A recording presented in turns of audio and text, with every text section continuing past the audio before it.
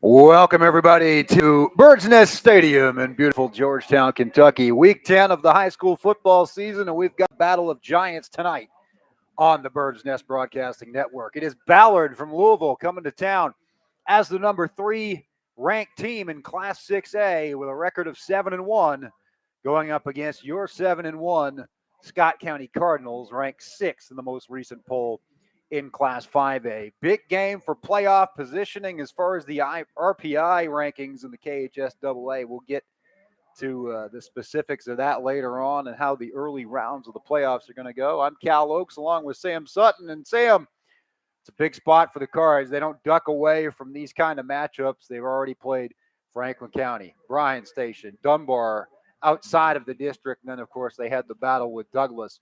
So they're prepared, you would think, for anything Ballard can do.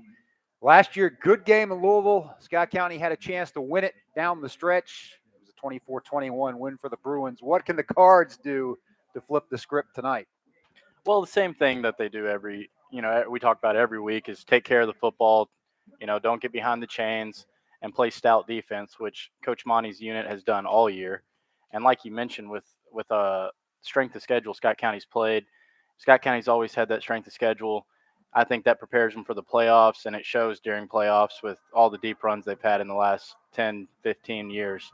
So I think Scott County will be ready for not only tonight, but looking forward to next week, play Lexington Catholic also. It's just there is no bye weeks in the schedule pretty much. There is none indeed, and this is another one of those bet the under games. If you look at Ballard's record this year, they have 3 shutouts. Scott County has 3 shutouts. Both teams have allowed fewer than 200 yards per game. Ballard has already beaten Trinity in Mayo, and to find the last public school that did that in the same season, you have to go back to the Reagan administration, I believe. It's the early 80s is what I believe I read.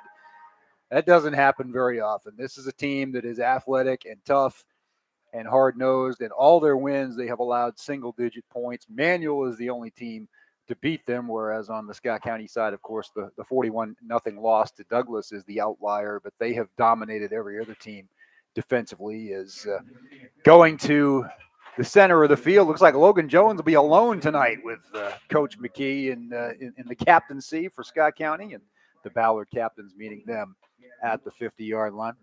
But, Sam, defense, Logan kind of represents that defense. They are a ball-hawking group. They turn turnovers into short fields, into points for this offense, and it's all been very complimentary football so far this year. Right. And like we've talked about all year, I think it starts with 3 different guys at all 3 levels. I think it starts with, more than 3, really. DeSanti Harmon, Cam Keller up front. Those 2 guys have just been dominant all year, not only in the run game, but in the pass game. And then Elijah Adams up the middle, playing at middle linebacker. He just kind of blows up everything, not only the run game, but also the pass game back out of the backfield. And then Paul Gardner in the secondary. He's been a ball-hawking safety playing that cardinal position.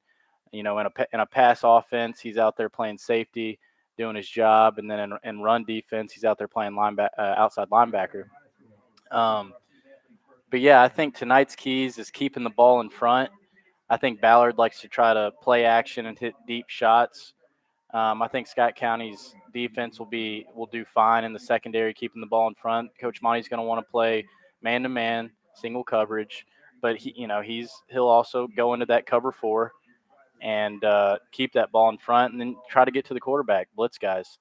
So I think they'll have a good plan tonight, and I expect a low-scoring game, which probably not a lot of people expect with these offenses. No, a few years back, 2019, last game of the regular season, an overtime thriller here, and Scott County won that one 46-45. The 2020 game, of course, that year associated with COVID, and for that reason, among others, that game was postponed. Ballard also had its stadium being refurbished.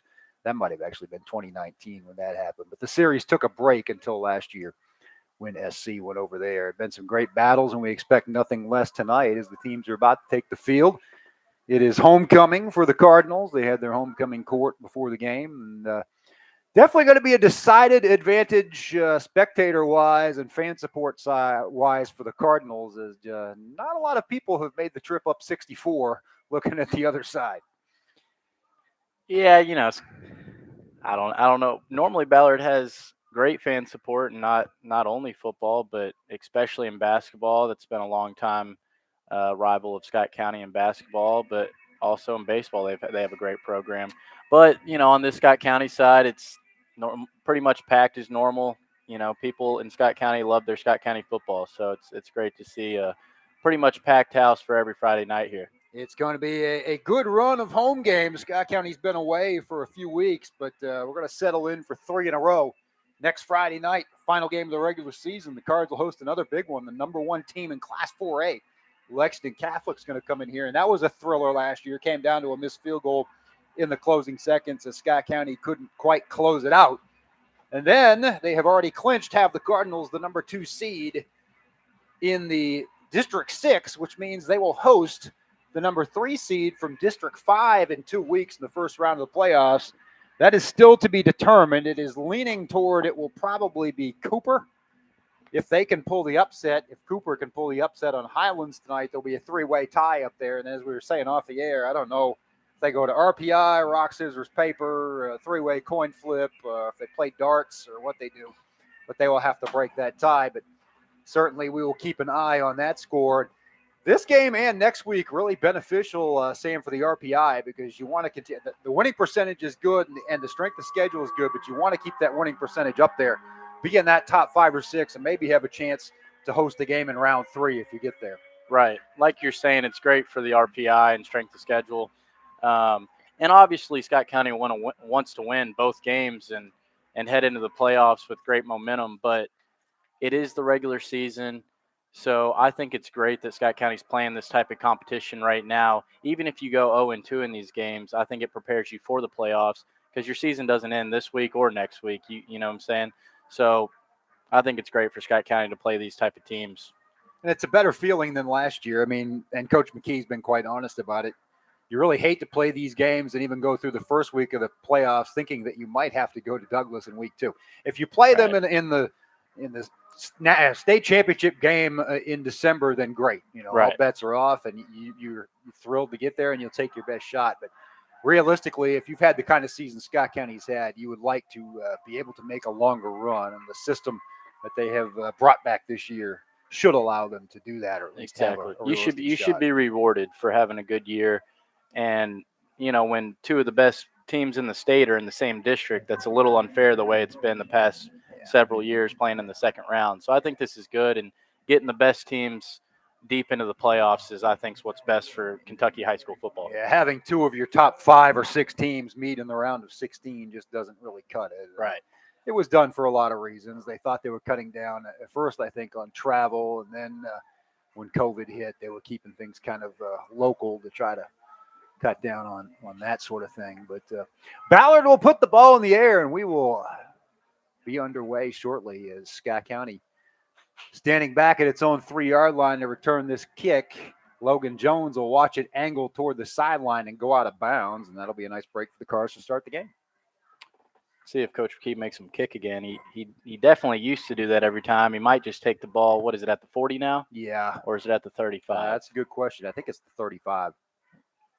Looks like where the officials are standing. You have the option of making them kick it again, but looks like he's just going to take the penalty.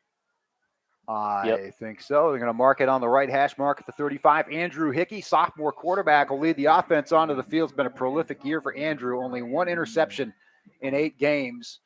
Has completed, if you subtract the Douglas game, which is tough for every quarterback, about 80% of his passes. We'll see what they do on first down here. A little bit of a hard count. Ballard didn't respond. Defender applauding himself for that. They'll hand it straight off to Fryman. Not much there against the stout Ballard defense. Jacob will get about 1 yard, and it will be 2nd and 9. Yeah, Scott County going to the fullback dive right there, per usual, trying to get the middle game going. If Scott County can get belly going up the middle here, it's going to be hard to stop them. Again, this is a Ballard team that probably doesn't see a lot of wing T during the season. So you look at all their defensive stats, and they're all well and good, but it's a challenge that they have not yet faced strategically.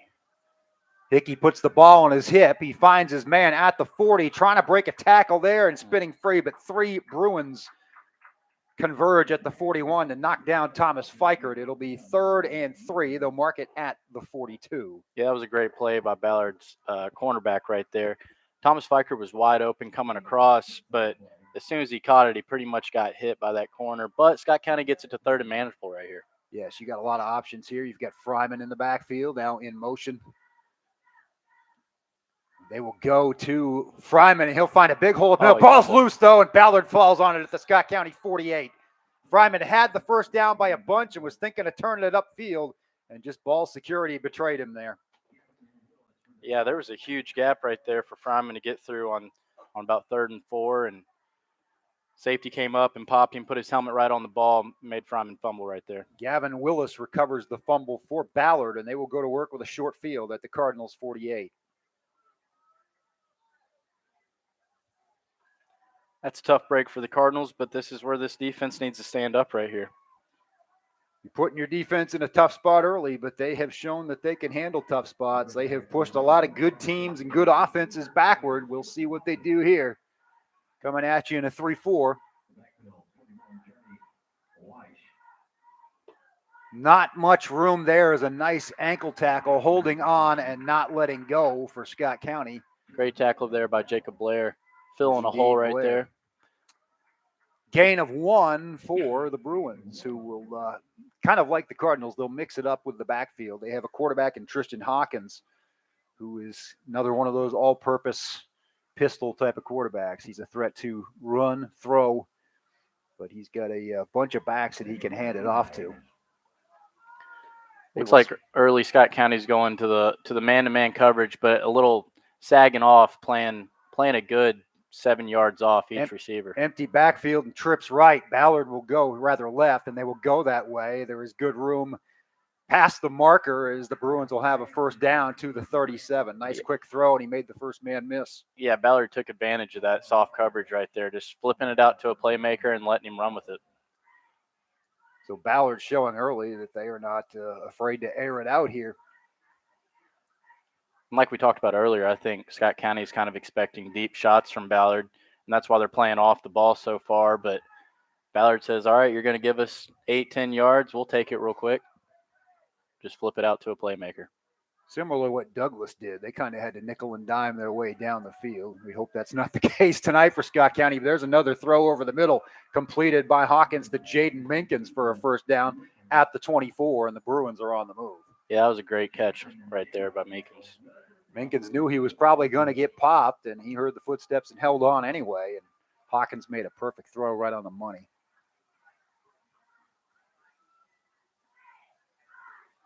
Ballard choosing to throw rather than run into the heart of this Scott County defense. There's a big man in the middle with Cam Keller, and of course, we'll say Elijah Adams' name an awful lot tonight. He is roaming that center of the field as well at the second level. There's another fake and a throw to the left again. Nice quick shot from Hawkins. He finds Grant Berkeley this time right at the marker on the sideline. They'll mark it at the 14. That's going to be another Ballard first down. Yeah, it's just too easy for Ballard right now. If Scott County continues to be off these receivers, they're just going to keep throwing it out to these guys and just let them get 10 yards a chunk. 3 consecutive completions for first downs by Tristan Hawkins. He is a senior, 5'10 and a half, 180. As we mentioned, he can tuck and run too. So the Cardinals will have to be aware of that. Hawkins hands off straight ahead, tripping over his own feet there is number 21 for Ballard. That is Journey Weish. He is a junior.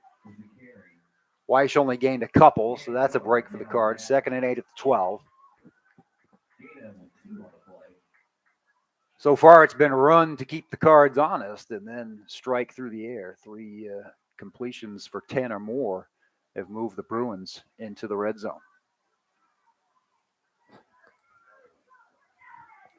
I'd like to see Scott County get a little up in coverage right here, especially down here inside or close to the 10-yard line. They don't have a lot of space to work with anyways. Hawkins with Weish, the lone setback.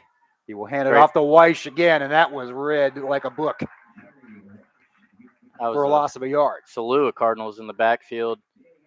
Looked like Danny Armstrong came off the edge on a blitz from that outside linebacker position. Danny Armstrong. He had some help there, too. I don't know Yeah. if it was Jasanti Harmon. Looked like a single-digit number. Again, the Cards wearing these coal-colored jerseys with the red numbers, but they're not a deep red, and they're not outlined very well. So up here in the press box, it's kind of have to guess by body type a little bit sometimes. Big third down here for Scott County's defense. 3rd and 9, Ballard in field goal range. I would assume they have a kicker that can pop it from there, but we'll see if it's 4-down territory. Hawkins, again, with nobody in the backfield but himself. He pumps, he throws, and he finds his man over the middle, complete at the 2.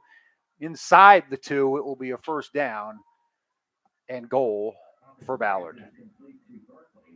Berkeley on the catch again, and he has made use of multiple receivers on this drive, has Hawkins. 4 for 4 through the air. Looked like Ballard was going to run hurry up right there and then just kind of stopped, and now looking at the sideline. I don't expect anything too trickery. Probably handed off to Weish, which they do, and he's stopped. Maybe a loss of a yard. They went over that left side again, and Luke Valencia was there to meet him. Luke has a ton of tackles for loss, maybe not as many as Adams and Harmon on the season, but he is the next guy in line in that category.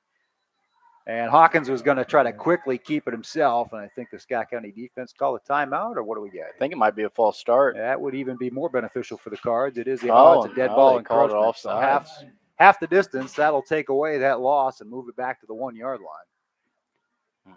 2nd and goal, 6:32 remaining in the first quarter. No score, but Ballard right on the doorstep here.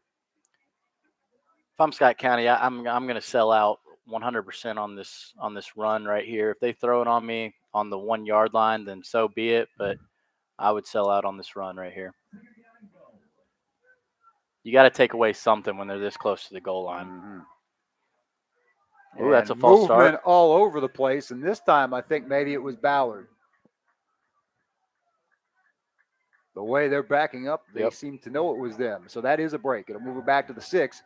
Ballard still got 2nd down from there. That's the old shift play that Coach Monty and Coach Travis like to run down there on the goal line, where a linebacker yells shift, and all at the same time, all defensive linemen just kind of do a little rollover together. And in high school football, it works a lot where those offensive linemen don't see it, and they just kind of flinch and react. Exactly. To not respond.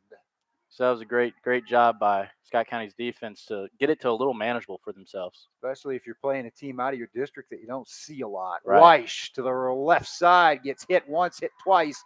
Almost lost the ball, but it would have been out of bounds anyway. He gets stopped at the 3, where it will be 3rd and goal. I couldn't tell who hit him first, but Logan Jones came in there and cut him off for the end zone. Good finish right there. Some binoculars behind us over the soccer press box. I may steal them here during the break of the action. That might help us out. Ball will be marked at the 2, so they gave Weish quite a bit of progress. I don't know if he fumbled the ball out of bounds. It did look like it maybe popped loose over there. He got a good spot. Yeah, he did. He's got a fullback, a big fullback, kind of a refrigerator Perry situation there in front of him, wearing number 44. And they'll give it to the big man, and the second effort won't be enough as he gets stacked up. It's going to be 4th and goal. That's Cannon Weish. I don't know if that's Big Brother. He is listed as a lineman or a D lineman, but he's also a running back. But he was not able to punch it in. In fact, he lost a couple, and it will be 4th and 4. Big spot for the Cardinals early in the game with under 5 minutes to play. Huge in spot. The first quarter. And still, I'm taking away this run if I'm Scott County's defense. I don't overthink myself. It's 4th and goal from the 4.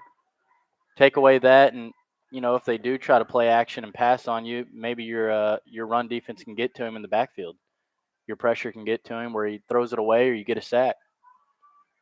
This is where the crowd's got to step it up here a little bit, make some noise. Now Ballard's going to call a timeout and talk it over. Good. Give him some time to overthink it, maybe. Right. While we have that break in the action, I am going to grab those binoculars. I like it.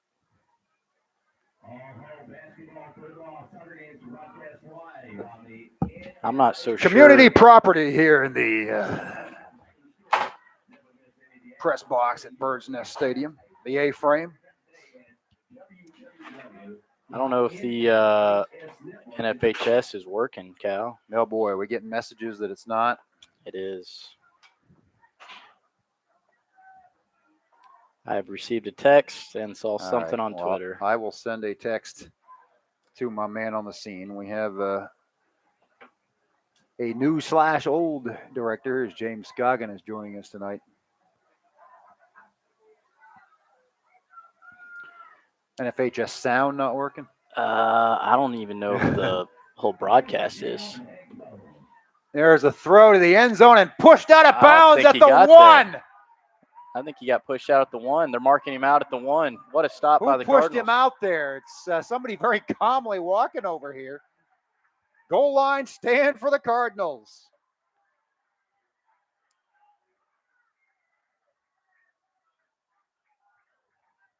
A big break. Now they've got 99 yards to go, but They got about 99 and a half yards. Yeah. They are a few inches away from the goal line. I expected the Ballard receiver to lay out right there into the end zone. He never did. He was taking it for granted. Right, and he got pushed out at the last second. Now, if you're Scott County, you just got to get some breathing room right here. Oh, they're throwing it. They're going to go deep on first down and just over the fingertips. That's a play they ran earlier in the year with some success that went for 86 yards. But here, it's just an incomplete pass. I love that play call right there. It's certainly something Ballard probably wasn't expecting, and they had Daquise Brown with only one man to beat down there, and Hickey just narrowly missed him. He may not have been able to keep his feet and go to the house, but it would have been a big gain. 2nd and 10. They'll give it to Fryman, and he'll bury his head down the up the middle to the 5, where it'll be 3rd and 6. It's a big call here for Coach McKee's offense. Because the one thing the incomplete pass did is it did put you in a tough down and distance situation. The 3rd and semi-manageable, but you got to be careful. You don't turn it over here deep. Right. And you don't want to be punting out of your own end zone, and you're definitely not going to go for it. So getting a first down here is huge. Fikert in motion. Hickey to throw it. He'll find his man complete. Looks like it's right at the marker to Isaac York. We'll see. Looks like they're going to give it to him. Looks like they're giving him the 12, and the chains will move. Big first down for the Cards. That's a play they have run with a lot of success this year too, Sam. That's big by Isaac York. Just getting to the marker, knowing where the down and distance is, spotting up, and Hickey just hitting him right in the numbers.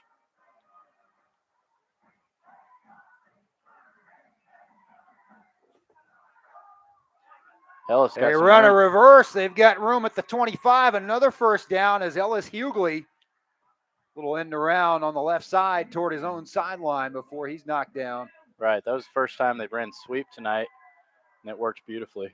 Ran it to the short side of the field, too. And the success they're having in other areas with Belly and with the quick throws opens that up. That's one thing Scott County has been able to do with more regularity and consistency this year is mix up. Right. Because they have had success in more areas than they did last year.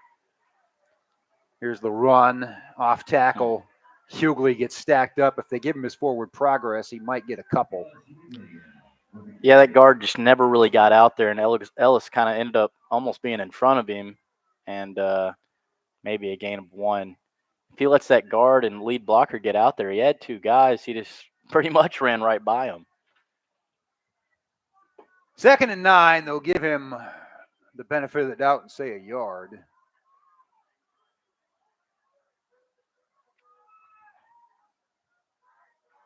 Fikert in motion again. Hickey under center. Fakes it. Has time. Sets. Throws. York gets popped. And it's incomplete. Didn't make the proverbial football move. Ballard picked it up and headed the other way. But clearly an incomplete pass. Yeah, it looked like Lennox Jackson right there broke that up, number 8 for Ballard. That was good by him by just staying home. And when York came over the middle, he just lit him up. Yeah, the NFHS camera is completely down. Yeah, I don't even think Hickey saw him right there. Led York right into him. Fikert, sweep to the right, gets to the 30, but stop there, and they will probably have to punt with the Cards. It'll be 4th and about 4. Yep. was a good job by Thomas breaking a tackle in the backfield, but he just couldn't get away from that linebacker after that. At least the Cardinals got into a position where they're not in their end zone. They got some room. They can flip the field right here. But this is big on Scott County's punting unit to cover this punt. Can't give up a big return right here, and you got to block it correctly. Because it looks like Ballard's coming for it.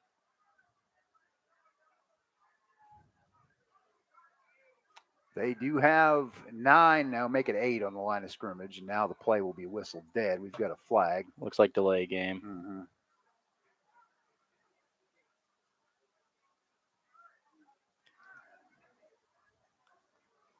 It's only 5 yards, but in high school football, that's big in a punting game. Yeah, they got that field position.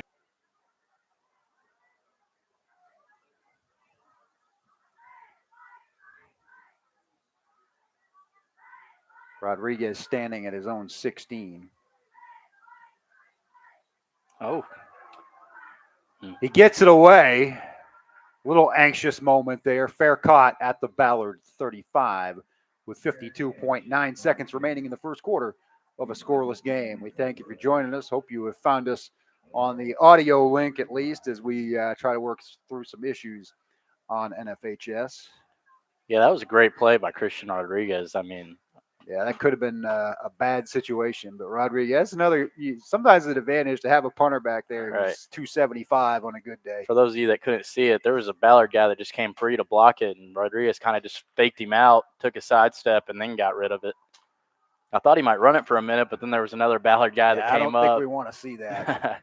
Glad he got rid of it. Good punt of about 40 yards for Rodriguez. Weish barrels across the 40 to the 41.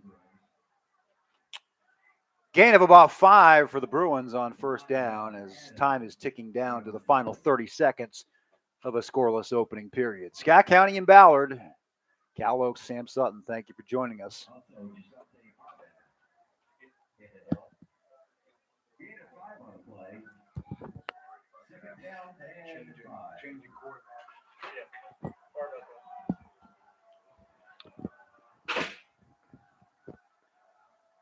Second and 5.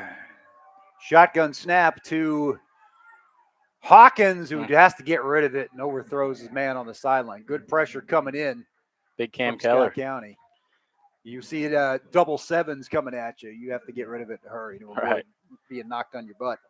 Clock stops at 6 seconds, 3rd and 5. That was also a great job by the secondary. It was going to be a coverage sack, but he ended up just getting rid of it, throwing it out of bounds right there.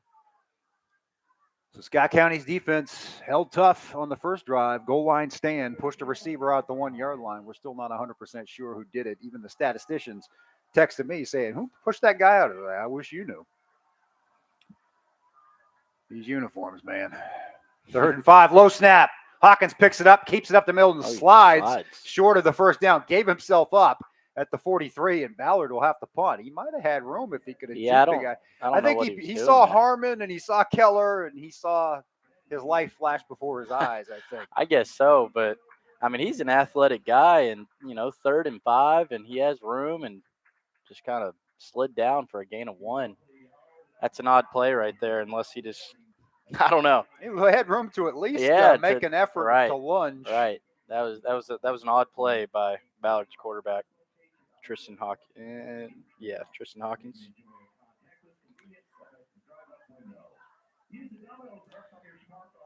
Well, at the end of 1, it's 0-0. Indeed, it is. We expected a defensive struggle. Right. We talked about it in the pregame. It was pretty much what we sold everybody on, and so far, so good. As yardage has been at a premium. Ballard moved the ball pretty well, but got stopped on its 1, and this drive appears to be a 3-and-out as they will go into punt formation. Scott County has had the ball a couple of times, fumbled it away at midfield, and then after the goal line stand, moved the sticks a couple of times, but got stopped and had to kick it away. We get our issue figured out? Well, we figured out what caused it. As far as what might bring it back online, I am not sure. So at this point, I'm encouraging everybody within the sound of my voice and within the sound of my Twitter to go on the audio link, which is at newsgraphic.com or on our YouTube platform. And we apologize for the inconvenience. Apparently, an internet cord got pulled that was the wrong one. Here are the stats, such as they are. They will be low on the offensive side of things. There is a good punt that will take a modest Ballard roll back to the Cardinal logo at the 20-yard stripe, and that's where Scott County will go to work. Ballard 73 yards, Scott County 44 in the first quarter. No score on the scoreboard. First downs 4-2 in favor of Ballard. Running just about even. 8 for 30 for the Bruins, 6 for 31 for the Cards. Cardinals 2 for 4 through the air, and Hawkins of Ballard 5 for 6. A lot of short stuff to move the chains on that first drive that finally got stopped at the 1. Cards, actually, they'll mark it at the 19, so they will have to go 81 yards to get on the board and break this stalemate. Fryman on first down gets the handoff before Hickey fakes the throw. Didn't fool Ballard as the stack will get pushed maybe past the 20, but not very far. Yeah, it looks like it's going to be about a gain of 1.5 right there.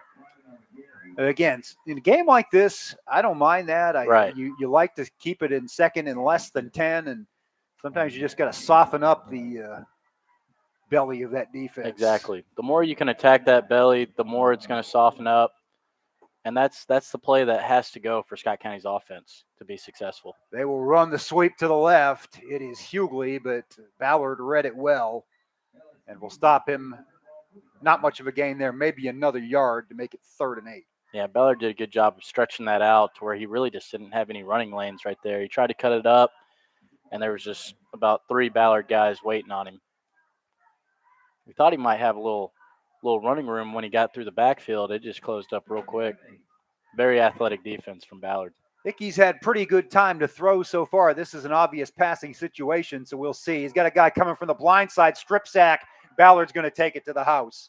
That's what I was afraid of. 20 yards to the end zone for number 32 from Ballard, Cameron Norfleet. Yeah, I don't even think he hit it out of his hand. I think he just took it right out of his hand like a Statue of Liberty play. Only to the wrong guy. He sold his fakes, but Norfleet got around his man and was coming like a truck. Yeah, it took just a little too long right there.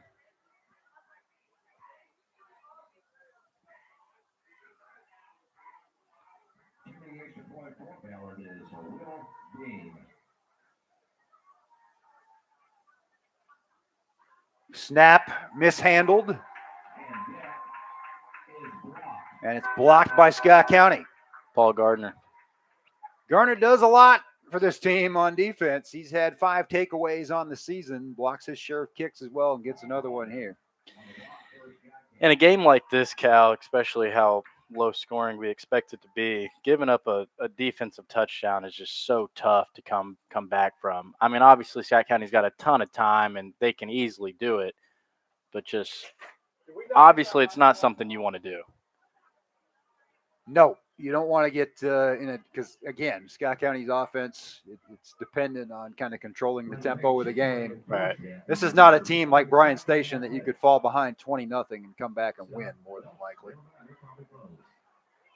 Especially with such a stout defense that they have.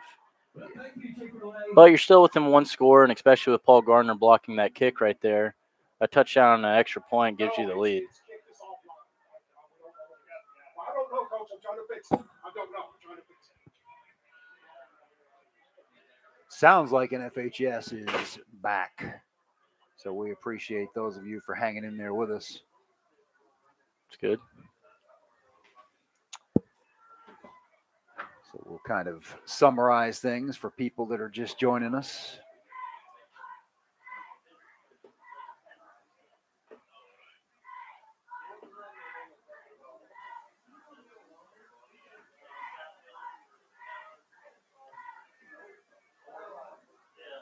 Ballard to kick it away. Cards going from left to right on your screen or your dial.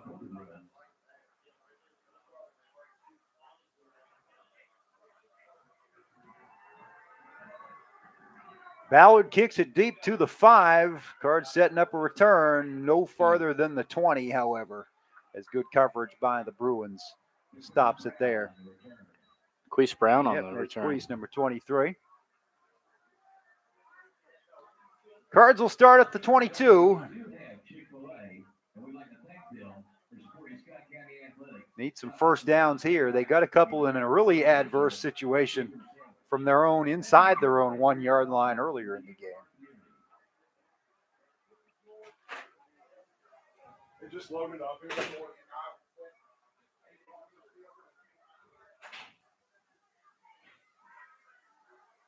Hickey throws it quickly to the left. Got some room there after making the first man miss to the 40, the 45, and finally taken down on the Ballard sideline. Queese Brown. Queese again just returned that kick, and now he picks up 23 yards. Weish made the tackle, or he would still be running. Same thing we talked about earlier with Ballard. You know, you give them a soft coverage, and Scott County took advantage of it. Just threw it out there on a little arrow route. Got a good block by the running back, and DeQueese took care of the rest right there. Yeah, I didn't see if it was Fikert or Hughley on the edge, but good work to. And there's slow up the our annual sideline warning. The obligatory sideline warning for Jim McKee and the Cards. I think it was on Scott County. Oh, it was. It's a nightly occurrence. 22-yard gain at the 44, 1st and 10. Fryman quick handoff, and second effort will get him to the 48. Good gain of 4 there on first down, 2nd and 6. And that's a great first down gain right there by Scott County. And like we just mentioned, you go out, and that softens up belly right there. You get 4 right up the middle. This is the Cards' deepest drive of the night. They fumbled it at the 48 on their first series. Fryman got no one's out here on DeQueese Brown if he'll snap He it is real all quick. alone Yeah. now. Ballard has figured it out. Ballard's going to call They a timeout before they real get quick. burned, and Queese would have burned them. Hickey just had to look up and see. But Yeah, Hickey didn't notice it very well. And when he did, he just kind of looked at him like, do you want me to throw it? Do you want me to snap it and throw it to him? That's when you audible and Right. You ask for forgiveness later. Yeah, exactly. I think that's where when he's a junior or senior, he just snaps it and throws it to him. But when you're young, you want to do everything the right way, and you don't want to get in trouble. Yeah. Either way, Ballard just had to waste another timeout. That only leaves him with 1 the rest of this half. And Scott County's in good position about the 48-yard line. Andrew Hickey, only a sophomore, and with all the underclass skill position talent around him, Coach McKee, understandably high. A lot of thoughts back to Josh Davis when he was a sophomore and inheriting the keys to that offense, and very similar to what Hickey's doing. Had a good year last year, but has just really taken the next step here as a second-year starter. It helps when you got good playmakers around you. Yeah, and they've got some they don't even use. I mean, they don't even use Buddy Collins on offense, for instance. And Ali's hurt, so you know that's at least 2 guys right there that could make huge differences. Toss to the right. Tried to cut it back, did Hughley, but thrown to the turf there. Again, Hughley just getting ahead of his blocker. Jamarcus Frank, a big 210-pound senior linebacker for Ballard. He had big Christian Rodriguez coming out there pulling for him and just really didn't use him. 3rd and 5 from the 49. Is this 4-down territory already? Probably not. I think it depends on what you do on this down. If it's 4th and 1, yeah, I think so. But if it's 4th and 5 or more, I don't think. I think you punt. They will run a sweep. They knocked him too far back behind the line of scrimmage. He got a little bit of a head of steam, but barely got back to the 50, did Fikert, and now 4th and 4. Yeah, it looks like Scott County's going to punt. I think they'll have Rodriguez try to pin Ballard back here and trust the defense, which is the good call. Pink flag down on the field. Might just be a towel that's going back to pick it up. Almost seems like Ballard's got about 12 or 13 guys on defense right now. When Fikert or anyone else breaks a tackle or two, there's just 1 or 2 more guys right there to make the tackle. It's a little reminiscent of Douglas game. Scott County's a little more success. Yeah, moving it's the ball not early. Douglas's defense. It's not all minus, but it's Douglas. But they're pretty good. And we have can't be delayed. It's on Ballard. It's a first down. Right. I think Scott County might have too many. Not waving it off. Somebody miscounted. Yep. The guy that threw the flag He threw the flag, then counted again, and was like, "Wait He's a minute, like, I'm sorry, wrong. as you were. Sorry, guys." It's not a very good mistake to make right there. No, breaks everybody's concentration. Ball is right at midfield. And killed Scott County's. They'll snap it to the up man, and they're going to throw a flag, as that'll be ruled an illegal formation. And I think Ballard will just decline the penalty. Right.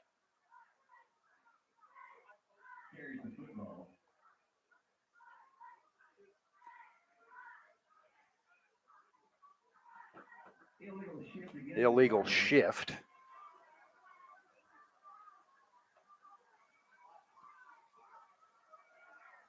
So the Cards stopped on a fake punt with 8.5 minutes remaining in the first half. They trail 6-0.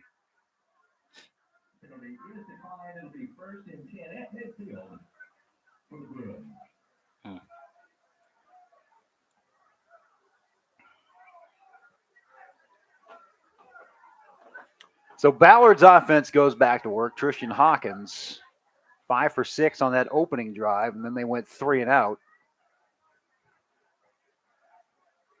Big defensive possession for Scott County right here. Hawkins, lots of time. Now he's going to scramble. He's at the 45 of Scott County, and he's Great hit there, open field taken tackle. down. Great job to minimize the damage. I believe that was Jackson Dameron. You're right. Great open field tackle.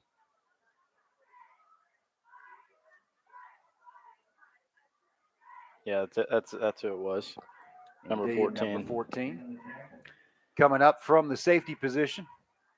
He got a gain about 6, but it looked like he was going to have a gain about 26. Yeah, he and could Dameron made a be great running tackle. to the veterinary clinic at this Right. point, and Jackson came up and popped him.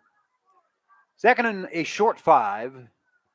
Call it 4, actually, from the 44. And there's a flag as Ballard hands it off quickly and gets nothing. They may be backing up. Yeah. They get Looks called like for it's the going to be a illegal illegal shift. Yep. Harmon made the stop, but the play probably, I don't think they'll decline the penalty. I think you got to go No. with 2nd and 9 over 3rd and 4. Right.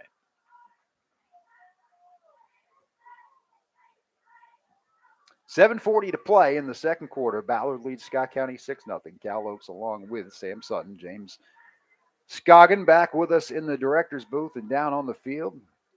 Mike Scoggin and DT Wells overseeing the operation. Thank them for all their support and all the sponsors that have made this possible throughout the year. We'll mention them as the night goes along, but looking forward to a good run of Friday nights with Scott County football here to close it out. A couple of big ones to end the regular season. Ballard leads this one 6-0. Hawkins, good fake, put the ball on his hip. Now he's running for his life. Had a man wide open at the 40 and just missed him. Overthrew his receiver, number 23. I think he saw how wide open he was and just kind of rushed it and threw it out of bounds. Damari Edlin's only 5'9.5". If he were about 6'1", he would have tucked that away and they'd move the chains. But now it's 3rd and 9.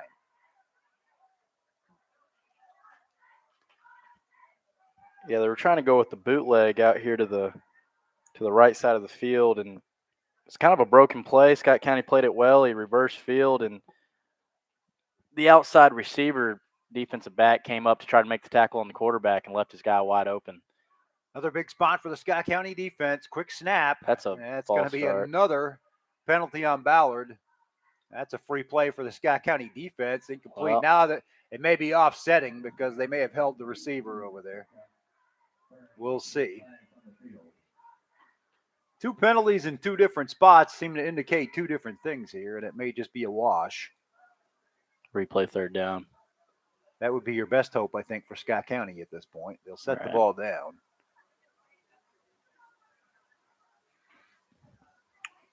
Too bad we don't have a microphone on them out there. Yeah, like they do for even the Georgetown College games. The illegal shift again on Ballard. Yeah, However, pass interference on Scott County. They will offset. So that's a break for the Cards. It's a good break and a bad break. It's a bad break in that they had Ballard dead to rights, but then interfered with the Good throw. news is Jasante's gotten back there the last couple plays. You know, it's just he's gonna get home sooner or later. Coming after Hawkins again, but he eludes the rush, misses his man, and good coverage there. Jackson Dameron again. Dameron is having himself a game there in the middle of the field. Yeah, that was a great job by Dameron breaking on that ball right there. 4th and 9 on the incomplete pass, and Ballard will have to punt and try to pin Scott County inside the 20 again. The Cards have not had good field position in this one. Part of that has been due to that drive that died inside the 1. They've never really recovered from that. Yeah. Not good field position, but at least the defense is getting stops. That is true, and Ballard's offense has not scored a point. If you're just joining us, it was a strip sack, and that was almost a block there as they came after it. Caught on the run on the other side of the 20, breaking tackles to the 30, to the 40. Still going on his feet across midfield. Now flags coming in. Logan Jones is going to take it to the house. I don't think it's going to count, but an impressive 81-yard run back. We will see where they mark it. Man, that's a shame because that was a great run by Logan Jones. He just kept on chugging. And there is somebody down. I'm not sure what the first flag was, but the second flag was a blindside block on Scott County. Here you can see the young man still down. Yeah, he's still down. 5-10 years ago, that's a great block. Everyone's going nuts, but in today's game, you're not allowed to do it. Looks like number 16 for Ballard, Trey White.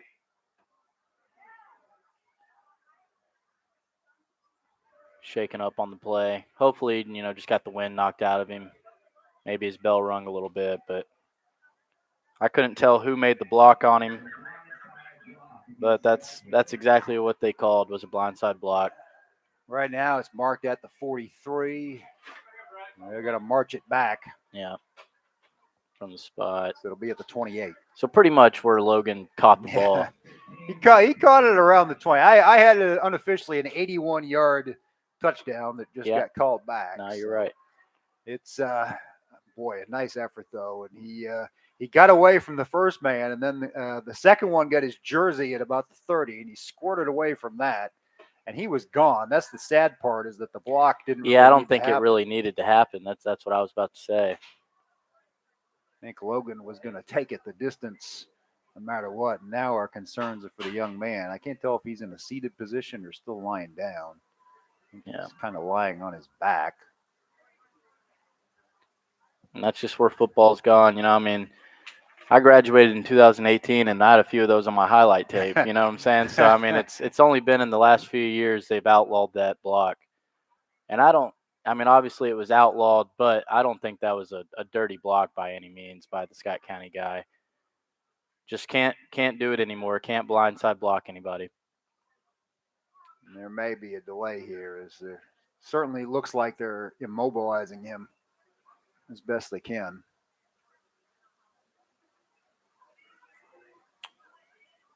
Coach from Ballard has walked across the field to survey the situation. I know Ballard's trainers came running across the turf. Now you've got another person on the run. I don't know if it's a mom or. Good news is I see his feet and legs moving. That's good.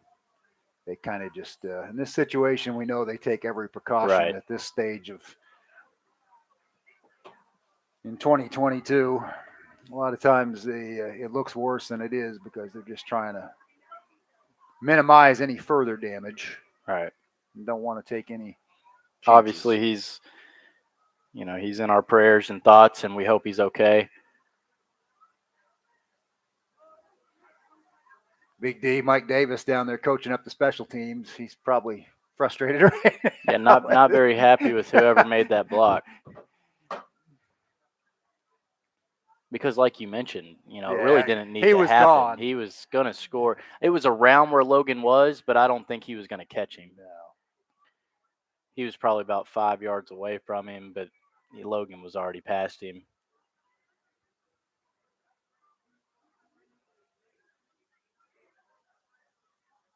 He must have hit his head very hard on the ground because it was a hard block, but I didn't think he. And he was still moving and trying to get up. It looked like to me, and they were kind of like laid back down on the run, telling him not to. Yeah. Hopefully, they're just being very.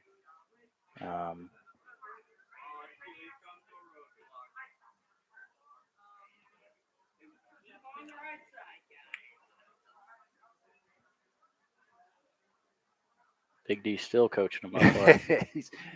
This is an opportune time with everybody taking a knee for him to he's turn definitely around not and happy. have a church service. So a delay in the action with 6:48. We're now Looks like he's getting Yep, up. they are putting him to a seated That's position. great to That's see. good to see as the Yep. crowd gives him a hand.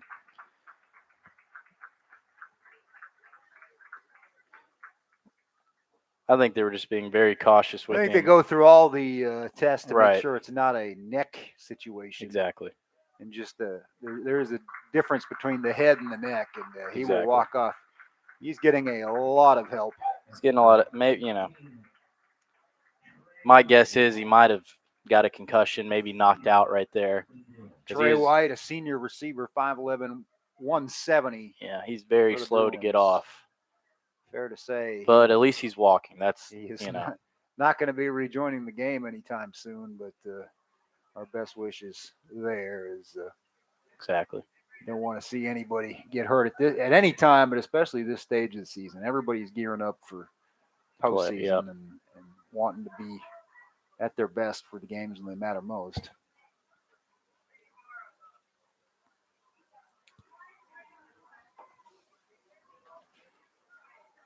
So Scott County, after Mr. White gets over to the sideline, will go back to work at its own 28 with 6:48 to play with here in the second quarter. They trail 6-0.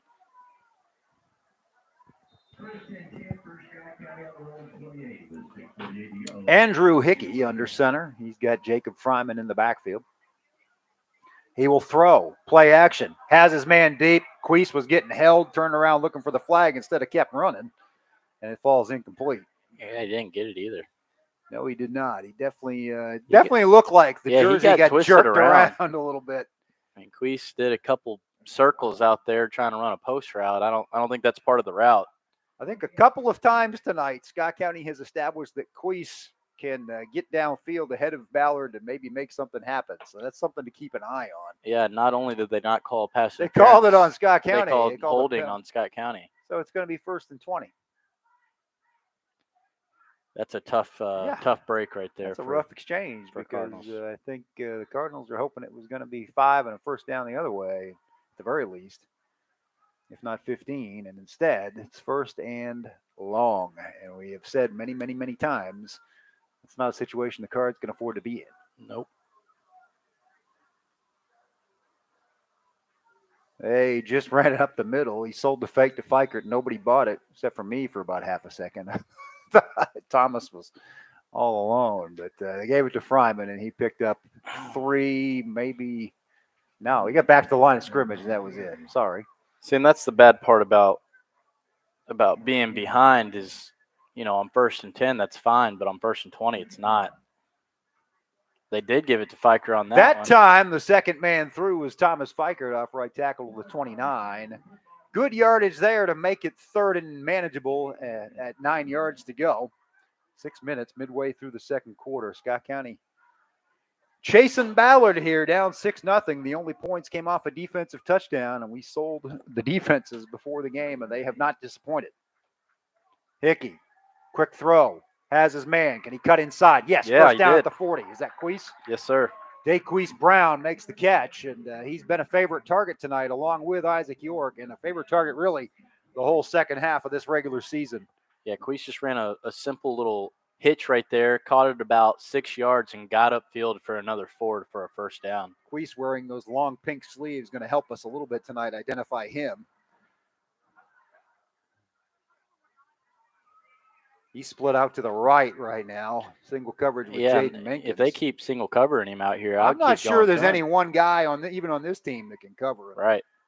Hickey going to get sacked again, and please secure the ball. He's taken down at the 36 for a loss of 4. I don't mind that, though. You got a first down, got a little momentum, 5 minutes left in the half. You want to take a shot. I mean, obviously they didn't protect it well enough, but Coach McKee's not happy. He's down there, I think, probably cursing himself for that call, but because now you're in 2nd and long. Yeah, that's fair. They'll throw it quickly to Queese. He will cut it back inside and get popped at the 40. Lost the ball. Ballard picks it up, and for the 3rd time tonight, Oh, he's calling him down. Nope, they're going to say down by contact. Thank And you, I'm going to be Lord. honest, I'm not sure that he was. I thought pretty sure he was. That was before he hit the ground, but they're a lot closer than we are. So let's That give is the benefit true, of and the he doubt. never wavered. He was calling him down the No. entire time. So he obviously saw something. Right. Got back to the original line of scrimmage to the Cards. It'll be 3rd and 10. Yeah, I'm not going to argue with him. Nope, because that could have been curtains right there. Yeah, That that would have been the that third would've been turnover bad. of the half. As it is, Cards need to get a first down here and extend this drive. Don't want to leave Ballard Looks like with Elijah 3 or 4 minutes. Elijah Lilly's in the game now at wide out. Scott County's going to call a timeout. McKee asked for time with 4:01 to play here in the half. I think that's a good timeout right there. Absolutely. The clock, the play clock was running down. Scott County wasn't set yet. It's a big down, 3rd and 10. Call timeout, talk it over, get set, know what you want to do, and give yourself the best opportunity you can to get this first down. Ballard defense is no joke. We said it. They've shut out 3 opponents, as has Scott County. Scott County's had 3 in a row, so they've had 4 in all on the season. Actually, no, that's their only 3. They didn't get Lafayette. They should have, but they turned the ball over at the 10-yard line. That's right. Yep. Yeah. I still think that was on the JV. Yeah, defense, you almost don't count it. Don't count that. Don't count it. I don't think Coach Monty wants to count it. 7-1 are the Cardinals. 7-1 are the Bruins. And Ballard showing why they're the 3rd-ranked team in 6A. As we mentioned, they've beaten the 2 big dogs in the city over there, Trinity and Mail. Do they play St. X? Or I don't think they do in the probably regular just in the season. playoffs. Yeah. That would be the trifecta of getting the top 3. Can you imagine in the same season? That'd be an incredible season. One for the record books for Ballard. Hickey's going to throw. Will he have time? Yes, but it's deflected and knocked incomplete. He had Queese there. Queese is looking for a flag, but once it's tipped, anything goes. And Right. Number 21, Journey Weiss, got a hand on it. With that being said, though, Cal, if he was getting held before the pass, that's still, a flag. It's pretty clear that he thinks that And I thought on multiple occasions he's been grabbed back. Well, I watched him the whole route, and I thought he got grabbed pretty hard. Now, for that ref not to even throw the flag, that's a little much for me. Interesting, but here's the thing: when you turn around looking for that flag and gesticulate and make your presence felt, the official's less likely to give it to you as the night goes on. So Queese is going to keep his emotions in check. Exactly. Rodriguez with a low punt, but will take a good bounce to the 25. The question is, can they get down there and cover it? The answer is yes. Great tackle. Right at the 30. Dawson Number Birding. 52. I believe that's him. Elijah Adams wore that number a few weeks ago. I think, it is Elijah Adams again tonight. That's why I haven't seen number 1 out there, because Adams is wearing the 52. Huh. I was wondering why it was such a great play by a lineman right there out in open field. And now we know. You have any idea why he's doing that? No, it's the second time this year that I don't know if it's just these jerseys, there's no number 1 or what. He wears the 1. Well, the funny thing when is, they wear the Reds. I saw a player down on the sideline wearing number 1 with no pads, and I was thinking, do they just have 2 number 1s? Maybe they just swapped jerseys. Or yeah, something. I don't. Maybe I don't that know. one doesn't fit him quite Maybe. right.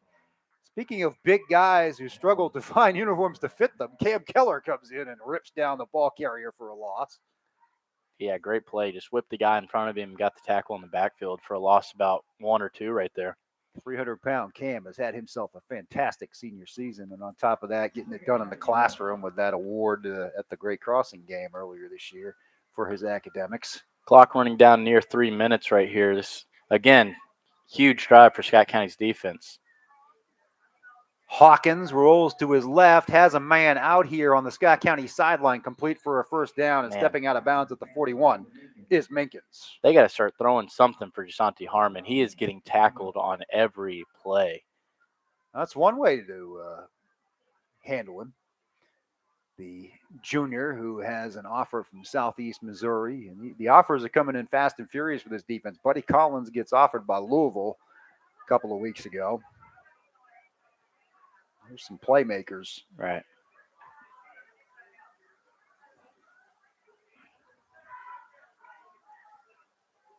That's a play that worked for Ballard on its opening drive that gets stopped inside the 1. That little quick sideline throw. It worked 2 or 3 times. They're going to do it again. They're going to go a little bit closer to the hash mark this time and couldn't cut it inside before Adams got there and stopped it at the 45. Yeah, it was a good job by Dameron getting up there to contest the tackle, and then Adams cleaned it up for him.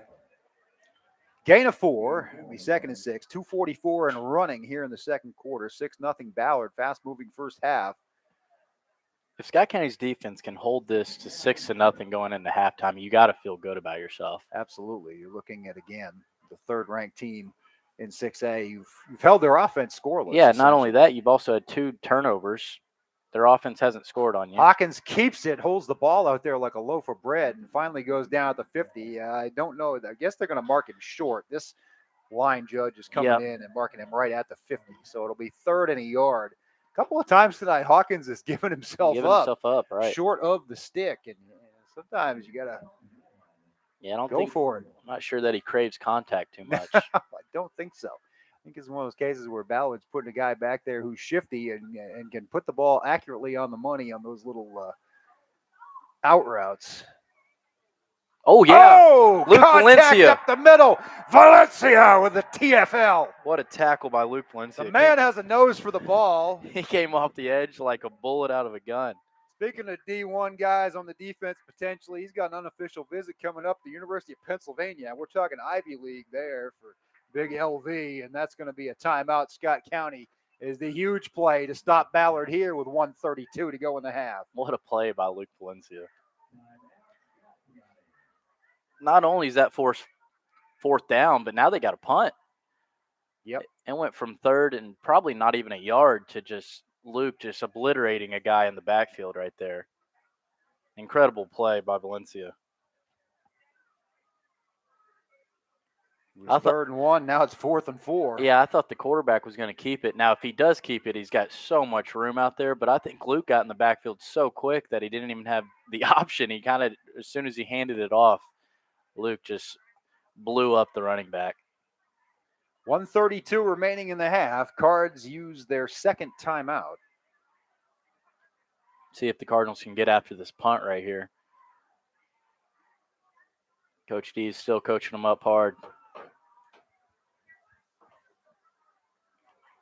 I think Scott County's going to have 2 plays on right here. They're either going to have punt block on where they pretty much completely sell out for this, or they're going to have punt return with a picket fence down a sideline where it's exactly what it sounds like. You just got a big fence down the sideline, and Logan Jones runs behind it. We'll see what they go for. He had one called back moments ago. Well, if Ballard is smart, they'll punt away. Jones will take it on a hop at the 15. Not a lot of room and thrown down there. Good tackle by Ballard's Gavin Willis. He had a fumble recovery earlier in the half. Scott County had the picket fence lined up on the near sideline right here. Logan Jones just couldn't get away from those couple tacklers right there. Not much time, 80 seconds to go from their own 18 or own 19 and get at least into field goal range. I'm not really sure what you do right here if you're Coach McKee. With only 1:20 on your own 18. Maybe you just say 6-0. Right. I think you try to run maybe a sweep right here, see what you can get, and then go from there. That's what they do. They will indeed. 20-25 out of bounds. Stop the clock. Fikert coming at us. It'll be 2nd and 4. Not exactly what you want, but at least you got out of bounds where it stopped the clock and you're still in a manageable situation. You didn't Sideline's the 12th man right now. Right. You've only got one timeout. You've got to run everything preferably to your own sideline, which is the hash mark they're on right now.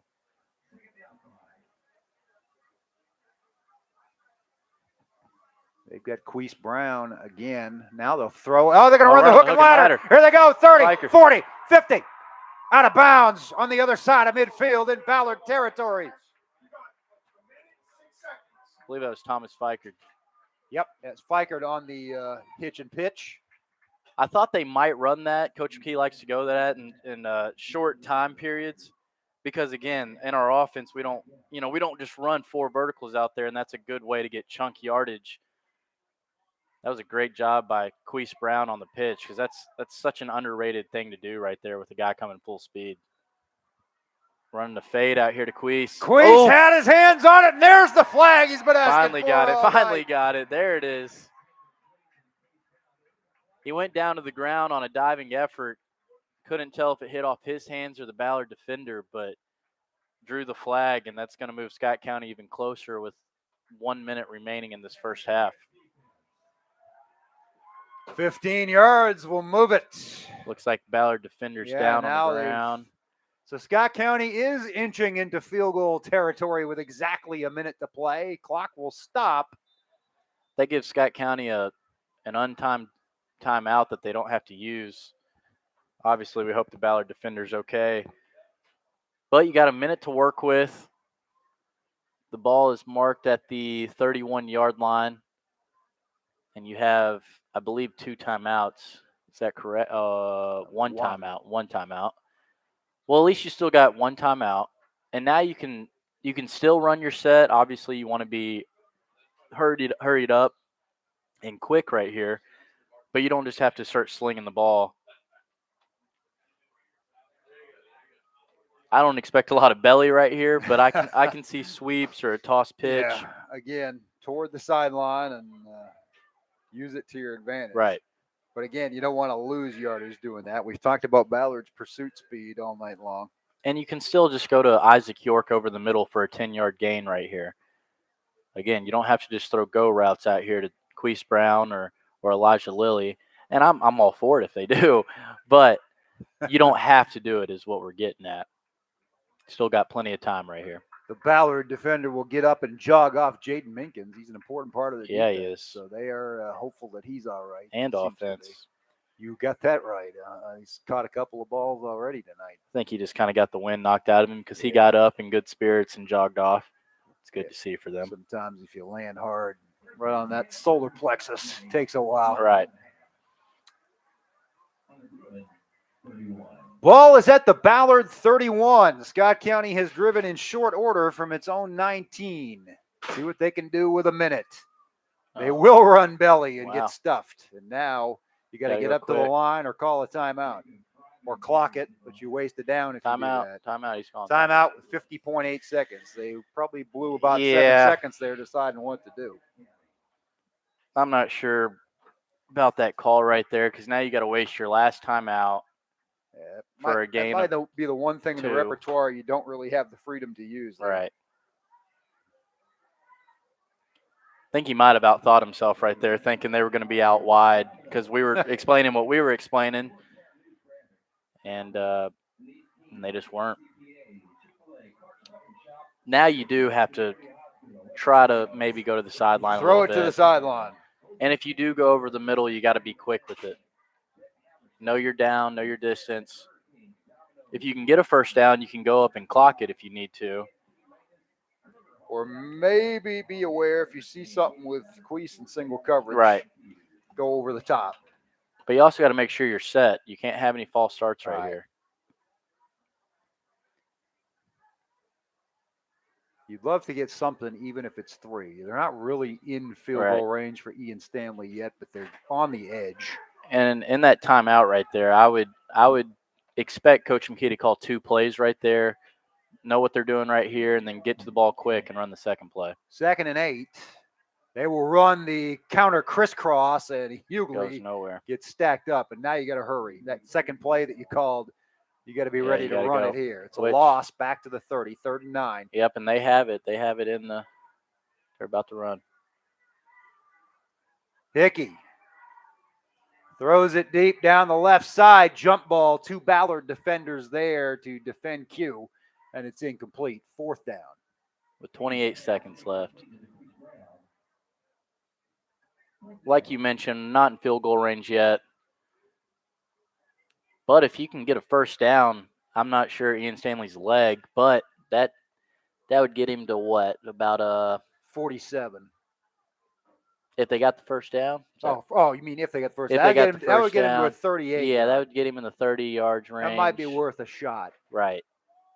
Right now, no. Yeah. Hickey gets sacked again. Turnover on downs. Number 32 for Ballard coming in from the blind side, Cameron Norfleet. He had the 6 points earlier, and thank goodness he held on to the ball. Yeah, Miracle's having a tough go with him out there on the left side. Ballard's got the ball with 23 seconds left at their own 35. And the thing is, I think that play was going to work. I think he had York over the middle. Just didn't have Ballard's time just to going set to his feet take a and throw. knee. 6-0 will be your halftime score. Defensive struggle. The 6 points came from a strip sack by that man, Cameron Norfleet, who just had the sack there to end the half. And as disappointing as that last drive ended right there, like you mentioned, we're only down 6-0 going into halftime, and that touchdown was on a defensive score by Ballard. Your defense is playing lights out. Scott County's moved it at times. I think they feel fine. You just got to find ways to get that extra yard. I feel like right when they get to that point of breaking it, that one last tackle, they just can't get through it. And I think they'll figure something out at halftime with these halftime adjustments to break that through and take that lead in the second half. They've had some scoreless first halves this year. This will be the third in my memory. They had one against Bryant Station, and of course ran it all the way back in that one from 20-0 to win. And then of course Douglas didn't have anything to solve that puzzle in the only loss of the season. But Ballard kind of somewhere in the middle of that, I think. I think Scott County has done enough and seen enough offensively to figure it can make a few adjustments and maybe get something done here. Right. It is halftime. We want to thank all of our sponsors. Just to name a few: Ozer Paint and Flooring, Galvin's on Main, Burger King, Georgetown Community Hospital, Jersey Mike's, Bluegrass Orthopedics, Clark's Pump and Shop, Domino's Pizza, Kroger Hometown Pickup, Chick-fil-A, Steve Skierman, Kentucky Farm Bureau Insurance, DMK CPA, and a cast of many. Sword Performance, the official sports drink of Bird's Nest Athletics. Scott County Veterinary Clinic, Hoghead Trailer Sales,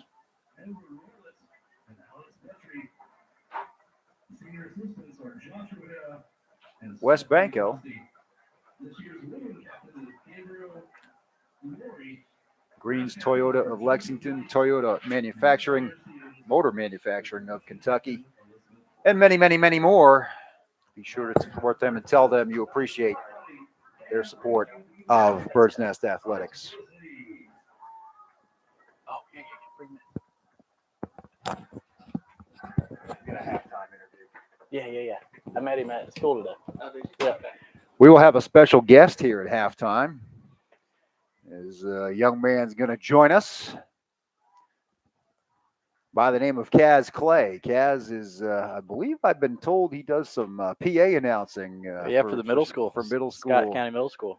So we will see what his interest is in this side of the business and talk to him about what got him involved in doing this line of work that we all love so much. I met with him today at Scott County Middle's pep rally, and he is an awesome young man. He he doesn't let anything stop him, and he does a great job from what I hear. And I think he knows the thing about football. That's good. That's good. Well, we're interested and excited to meet Mr. Clay and talk football. I want to remind everybody in the meantime that a couple of big volleyball matches coming up this week, as both the Birds teams have won their district and will be at home Monday night. So whichever side you support, please get out at 7 p.m. What's up, buddy? Check that out. Kaz is joining us here. We'll give him a headset. Do we have another one you want me to get? I guess that we'll just get the two. We can share yours if you want, or we can share mine if you think of a question. Take my seat.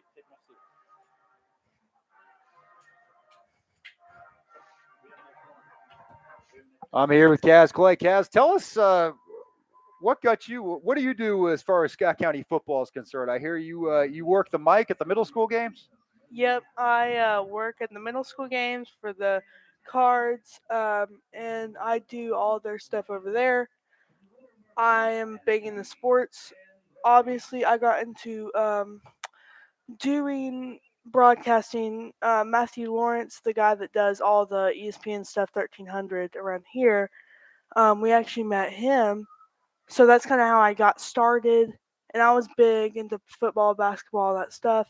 And then as I got to the middle school, they asked me if they wanted me to do the broadcasting for them. So I did that all season, and I'm planning to do it all next season.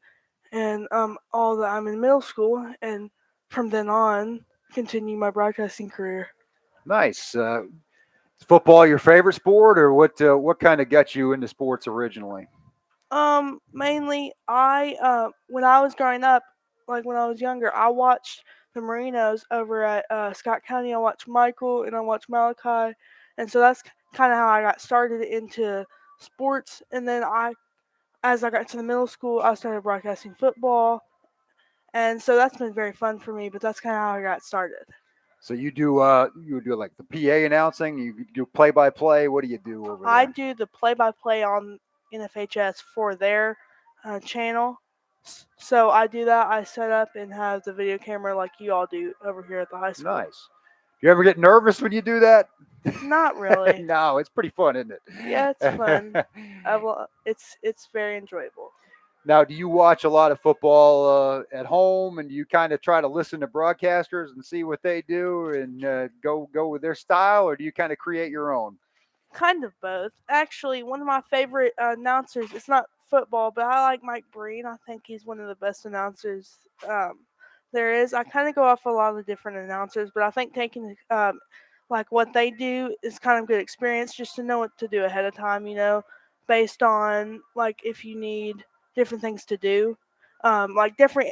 Something I emphasized was airtime. You need stats or something to say during timeouts, or because if you just say nothing, then it's not really gonna do much. That's So right. just being active and being able to say stuff when there's really nothing going on, like halftime or timeouts or something like that. Yeah, like do you ever have halftime guests like this? Do you have you interviewed anybody or anything like that? I have once. We have we're gonna get some interviews. On the next season.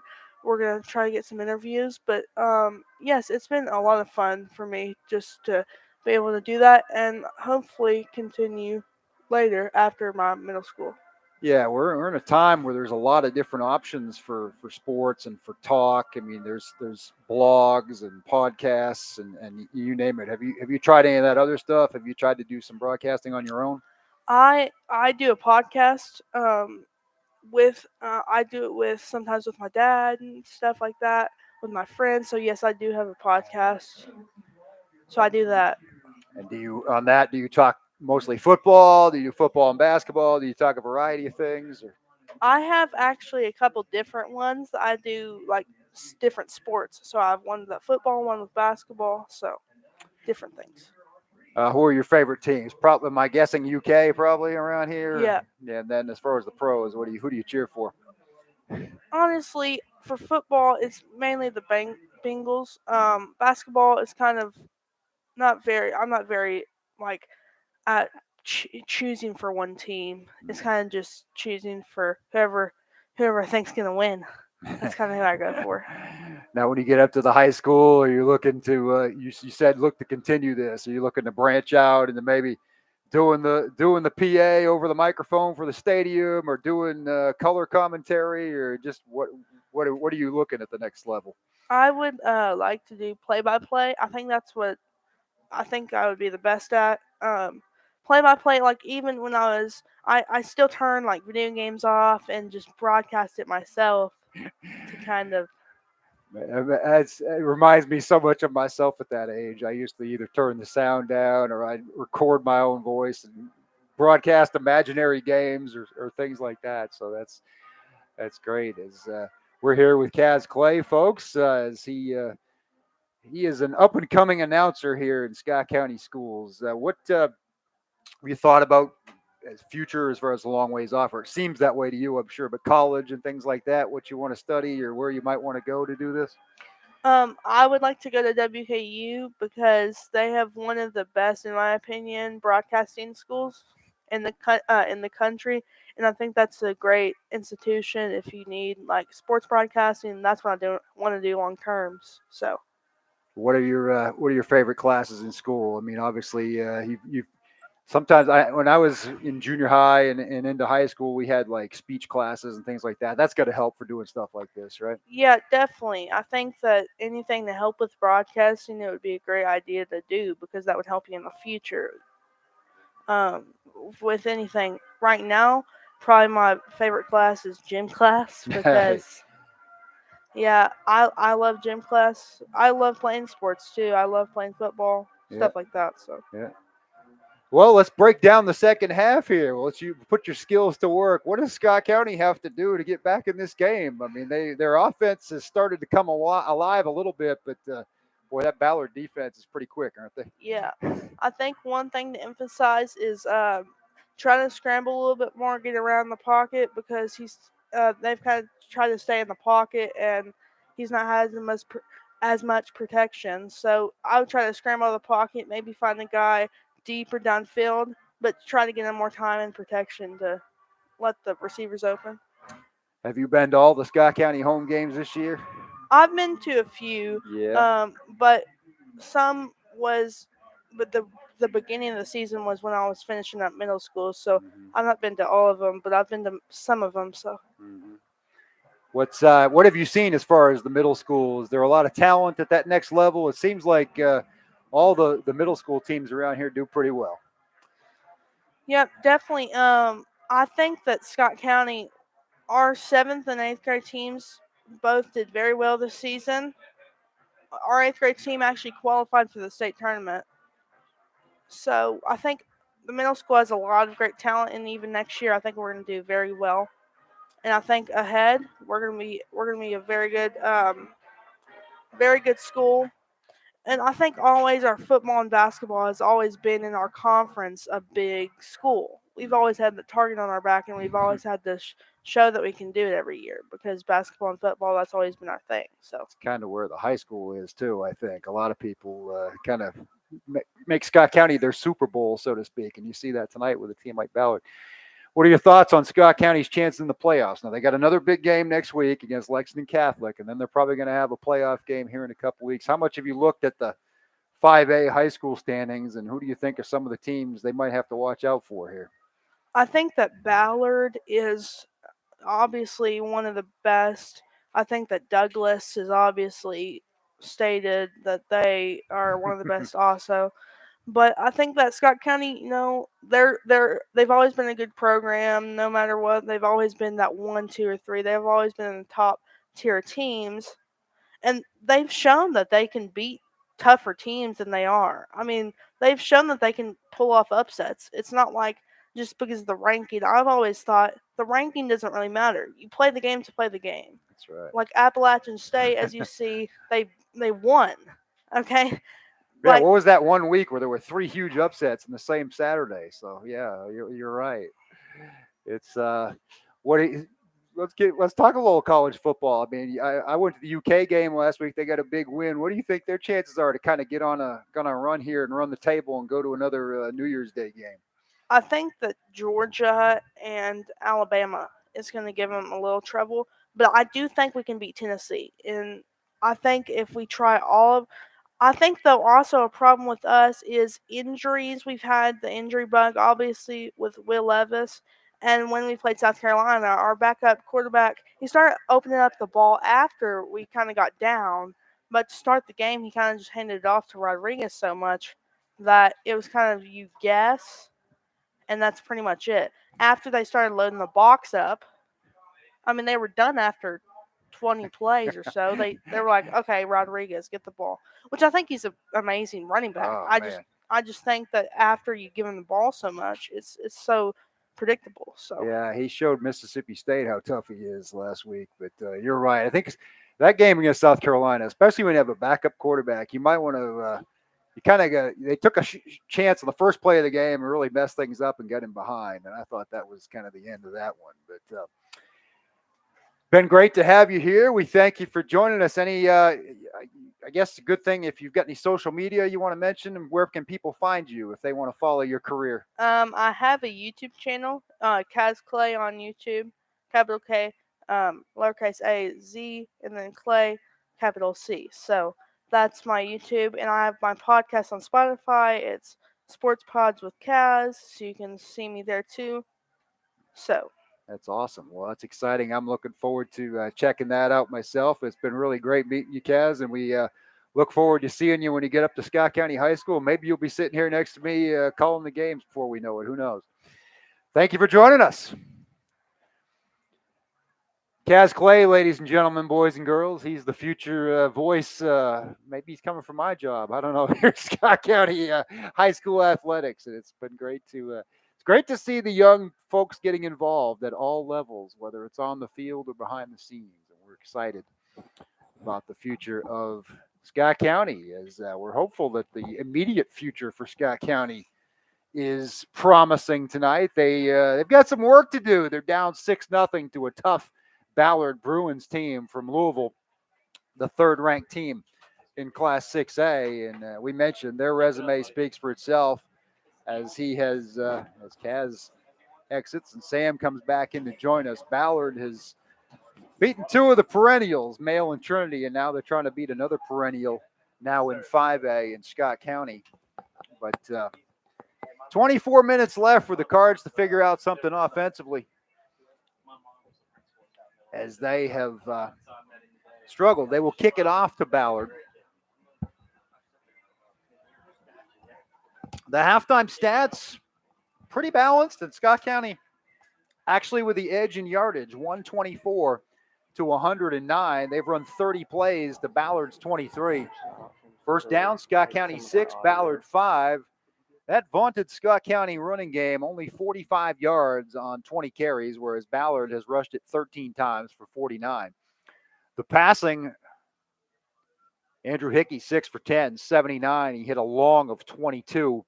That hitch and pitch gained quite a bit there, as Fikert took it 25 on the back end. Berkeley and Minkins with 3 catches each for Ballard. We saw Minkins kind of jog off the field. We would assume he'll be back for the second half, as people bringing pizza and Snickers and everything, dropping off food here more so tonight than they have all season long. It's good to see. I wouldn't have had dinner on the way over. Running, Jacob Fryman, 6 for 20. Thomas Fikert, 4 for 19. Ellis Hughley, 5 for 14. Jackson Dameron. I don't remember Dameron hitting the carry, but they credited him with 1 anyway. Dameron's been a force on the defensive side, along with Luke Valencia, the memorable hit there to stop a Ballard drive. Logan Jones had a punt return called back that could have given Scott County a 7-6 halftime lead. A blindside block wiped that out. Of course, it's been sacks. It has been turnovers, 2 turnovers, 1 that was run back for a touchdown for the only points of the game tonight by Cam Norfleet, an 18-yard return. They blocked the kick, the PAT, by Will Beam, and that's where we stand, 6-0. As Sam enjoys a slice of pizza, and I'll keep talking. Hey, I can talk. We're good. I can talk this Yeah, fine. we're good. Yeah. What do you think Scott County is going to do differently, if anything, or do you think they just need to be themselves here in the second half and let it play out? I really think they just need to be themselves, Cal. I think they'll be in better field position this half. Again, stay ahead of the chains. This isn't Douglas, where they shot themselves. They never shot themselves in the foot, really. It was just 2nd and 9, 3rd and 8, punt. You know what I'm saying? Mm-hmm. They've gotten yards against Ballard. They've gotten chunk plays against Ballard. And Ballard keeps leaving DeQuise Brown one-on-one out here. We're going to hit one of those balls, because Coach McKee's shown that he's okay with throwing it out there to him. He's got confidence in him. And I think one of those sweeps will hit, and then Belly's got to start getting right. And I think the defense is playing incredible right now. They just got to continue playing their game, and we'll be fine. We're only down 6 points. So I think Scott County will be just fine going into the second half. It's nice to have the next generation, Kaz Clay, join us at halftime. You met that kid, and he's impressive, man. I wasn't able to throw him off with any of my questions. No, what an incredible kid. let anything slow him down. He's got a little bit of a walking disability, and he doesn't care about that one bit. No. He doesn't want anyone's help. He does everything on his own. He's incredible on the microphone, as we saw, and just an outstanding young man. Yeah, and he's that's part of it. It reminds me of myself at that age. As I told him, that's it's neat because that's how you get your foot in the door. Is just Right. To show an interest and to soak up all you can and to learn by watching others. I like how he mentioned that he patterns himself a little bit after the ones on TV. Yeah, I talked to some of his teachers today, and they just talked about how awesome of a kid he is and how bright he is and how much all of his classmates love him. So you love to see that, and I hope his career takes off from here. Looking forward to following him. Just followed him on YouTube. I suggest y'all do the same. Kaz Clay. We are ready for the second half as Christian Rodriguez will boot it to Ballard.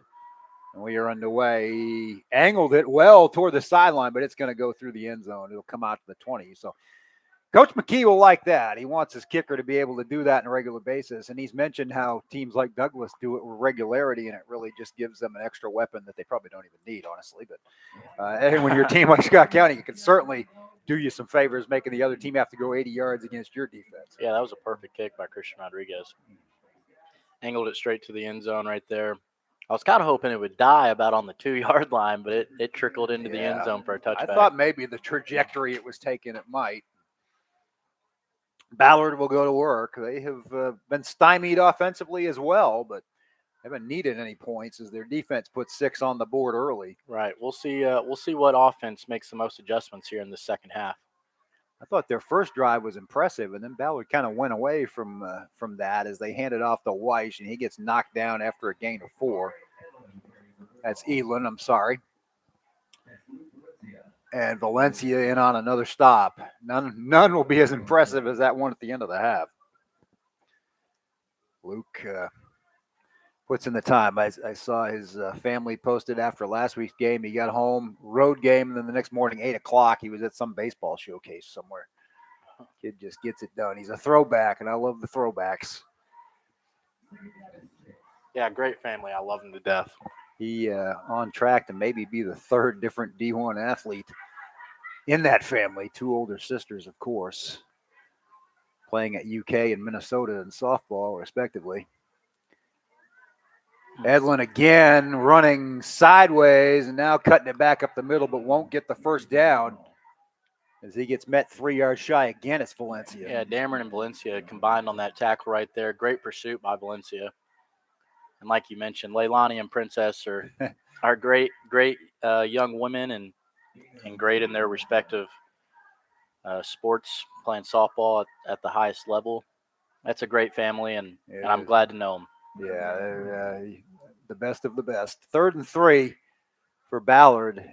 Early stages of this second half. They lead 6-0. Quick throw. Nope, he faked it. Now Hawk has tried to go up the middle. He gets swallowed up. Another TFL. Standing over him and a little bit jarring, and you definitely don't want to get a penalty there. Nate Hall made the stop and will force another Ballard punt. Great opening drive by Scott County right there. 3 and out to start the half. That's what you want. Exactly.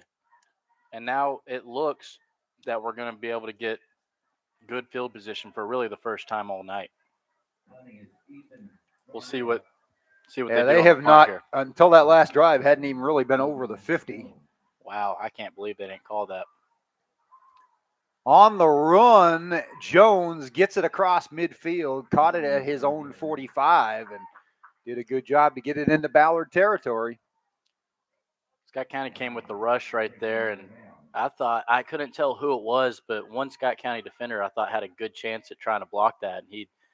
And he got held, and Coach Mike Davis is letting this referee know about it.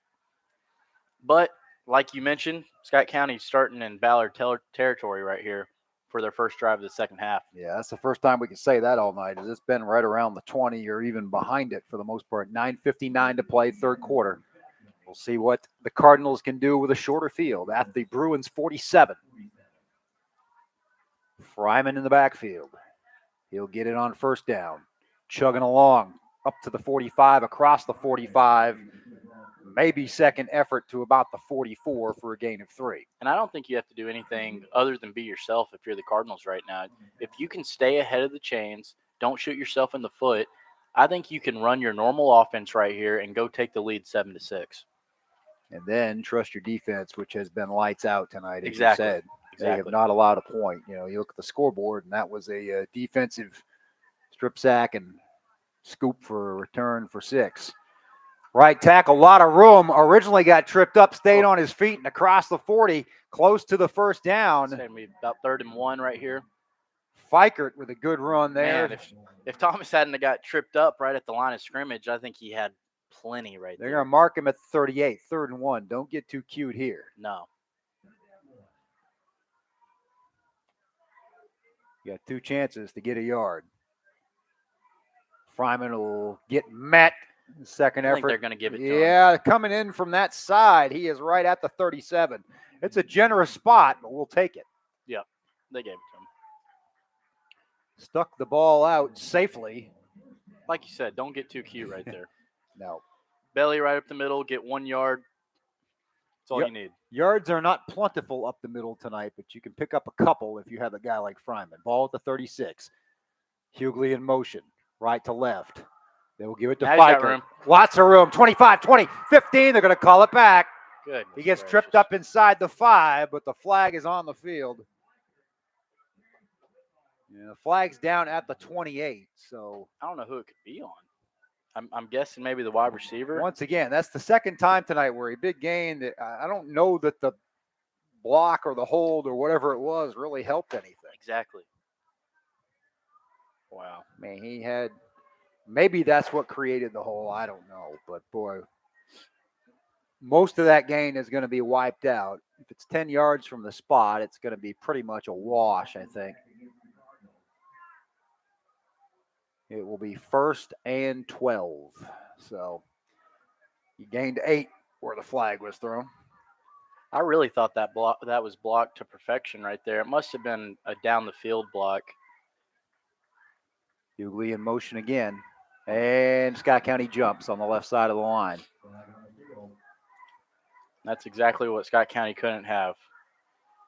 We You just know. talked about not shooting ourselves in the foot, and we were doing fine. We were moving the ball down the field. But in this offense, you just can't get behind the chains when you're playing a good defense. Yeah, the pressure that Ballard is getting on that edge is going to make you antsy if you're that side of the Scott County line. It looked like maybe a flinch by Ethan Miracle there to push it back 5, and it will be now 1st and 17 rather.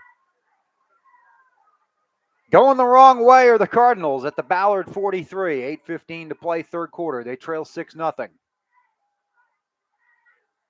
Hickey, quick throw to Queese. Queese makes a man Splits miss inside to the 30, the 25, 1st down Hold and on to more, it. down to the 20. I was just about to say, if they keep playing off like that, they're just going to throw a little arrow out there, and that's exactly what Scott County did, and let DeQuise Brown just split the defenders right there and use his speed for a They Scott will County mark first it down. right at the 20-yard line.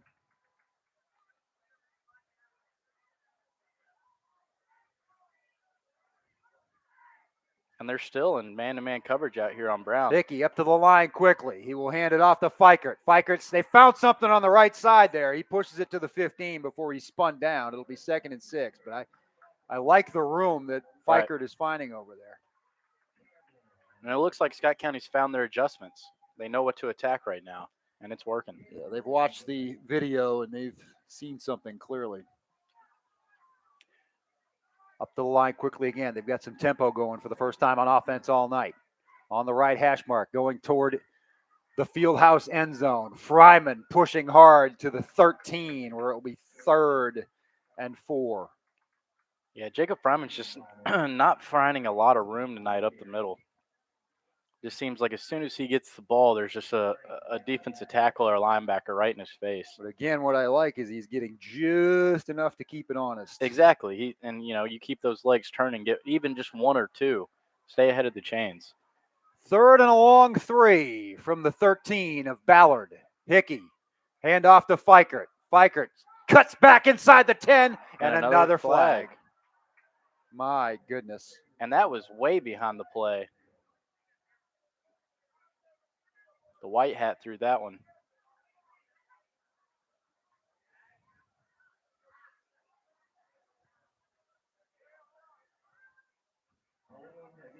It's going to be holding on the Cards. I've never seen so many holding penalties thrown.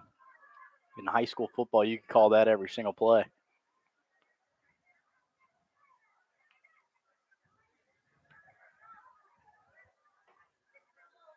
So 2 great runs by Thomas Fikert in the red zone have gone for naught because of flags. And now it's 3rd and forever. Yeah, and that took away a first down. Took you out of field goal range, most likely. 3rd and 14 from the 24. Hickey's got to pick it up through the air. He's got his man down there. Diving is York, incomplete. Had him, but just overthrew him by a skosh. 4th and long, and now what do the Cards do? Not a lot of options here. No.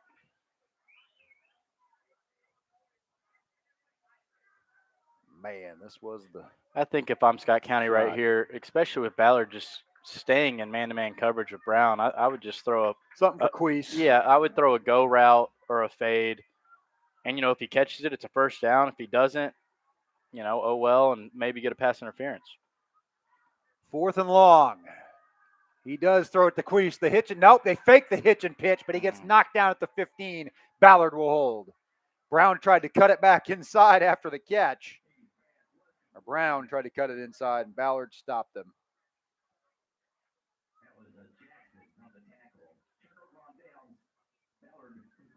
Well, they went to Brown. They went on the hitch route, which on 3rd and 15 doesn't do you a lot if those defenders can make an open field tackle, which is exactly what they did.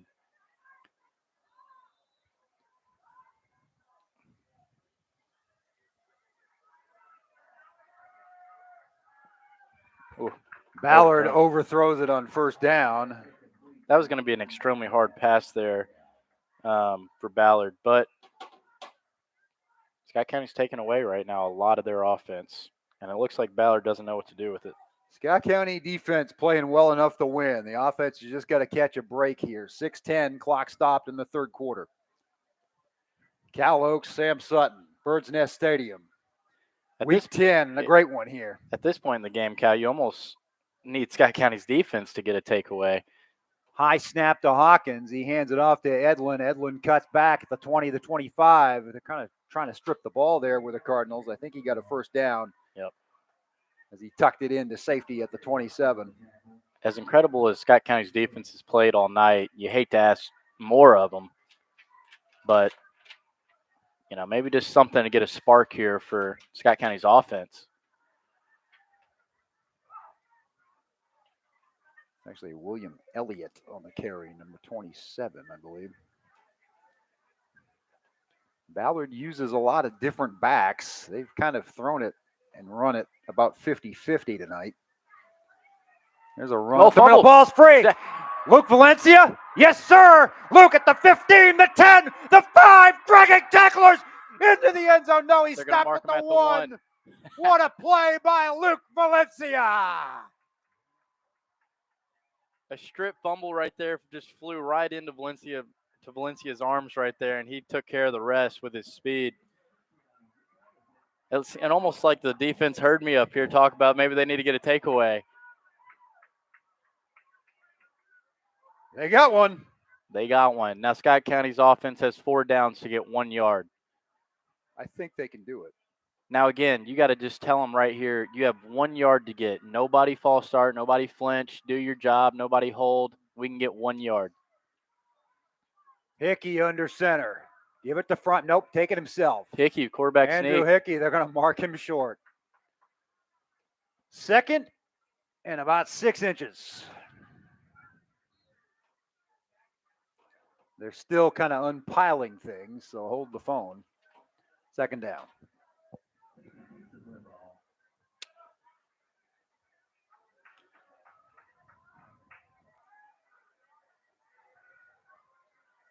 Same play. Yep. I was just about to say the same thing.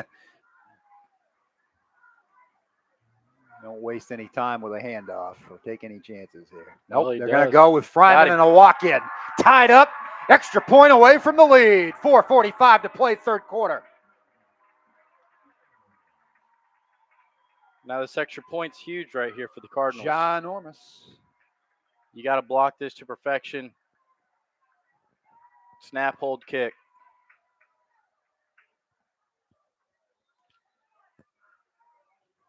But Luke Valencia made it happen. He's always around the ball. Snap, hold. It's good. Ian Stanley splits the uprights for what he knows is an important extra point. Oh, God. 7-6, Cardinals on top for the first time tonight. I told him I would do it. Shout out to Daniel Daff with that block up the middle right there. He got that touchdown. Shout out to 51, Daniel Daff.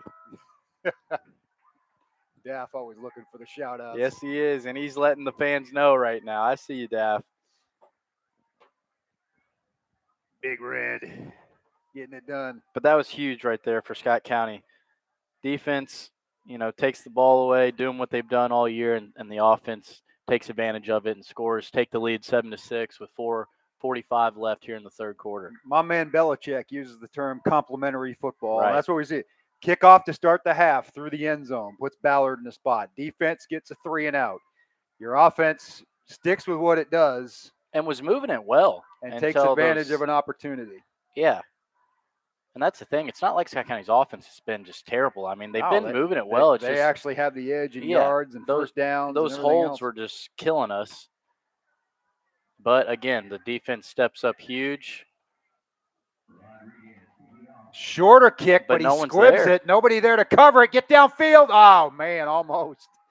And Either way, Ballard great coverage. smothered inside the 20. A great job by Mike Davis' special teams unit. Shout out to Big D. And he's fired He's up. pumping the fist. Twice. Scott County's got the momentum right here. And again, you don't want to – it's crazy to say, to ask too much of this defense right now. But It's if on you can them. get a 3 and out right here, Yeah. this place will erupt, and you'll have all the momentum and give your offense great field position to go make this lead even farther. You've got the crowd back in it. Not that they were ever out of it, but the Right. offense just hadn't given them much to cheer about, not able to finish a drive. Hawkins running for his life right now. He's got some room over there. He's got a man downfield, and he finally finds him. Over-the-shoulder catch. Beautiful throw, beautiful grab, and Ballard out of the hole at its own 48. That Minkins on the grab, I think it's number 2. I think it actually. was. Jaden Minkins, indeed. That play was all made by Hawkins, though, Ballard's quarterback. He scrambled out and, just made a play on his own. I thought he was going to run it. He had plenty of yards if he ran it, and he off one leg threw an over-the-shoulder bomb to about 30-yard 47. strike. They're at the 47. Ballard's got its best play in a while. Nothing much up the middle against the Scott County defense. Maybe midfield for a gain of 3. Looks like they're going to mark him at the 49. Adams and Keller Yeah. and others were there. Adam stopped that pretty quick. I think Dameron ran across the field to get a piece of it as well. 2nd and 8. Yeah, when you meet Elijah Adams up in the hole, you're not going to move forward very often. This defense has had a goal line stand. Now they've had a takeaway leading to a touchdown. They've got to do it again here. Ballard will run a sweep. Well covered, but he made a man miss and drags tacklers inside the 40. And Ballard will have another first down. That is Alpha Secca. Alphasecka. Pretty awesome name. Sophomore. Another good play by Luke Valencia right there. Logan Jones did a good job of coming up and setting the edge there out at corner, and Luke filled the hole. Got to gain, got the first down, but that could have easily been a touchdown if they don't play that correctly. And I think a good timeout here by Monty McIntyre as he Right. gives his defense a breather. With 3:41 to play in the third quarter, the ball is at the Scott County 39. Ballard's picked up a couple of big plays here, and McKee wants to have a word with the White Hat. I think he wants to know, you've called a hold on us every single drive. What about this What one about over this here? guy? Jasonte Harmon and Cam Keller are getting drugged to the ground every play, Harmon's been especially Harmon. embraced by this Ballard offense all night long. Just wants to give him his 2 cents. Yeah, and sometimes that'll bear fruit. You just got to put something in his ear. Yeah, I was about to say, bare minimum, he's going to look at it. He's gonna know what you're complaining about. Kroger Hometown Pickup will sponsor tonight's player of the game. Right now, it's number 10 on that defense, but we will see. A long way to go. 3:41 in the third quarter.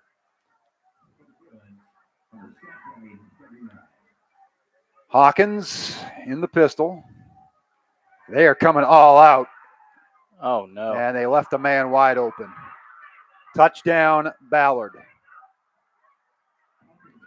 Wide open.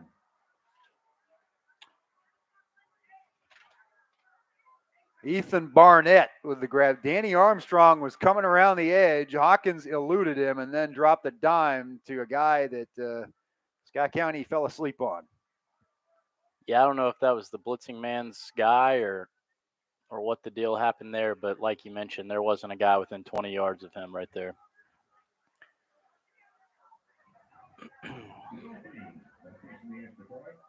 Again, that was all Hawkins, though. He broke 2 or 3 tackles kind of in the backfield.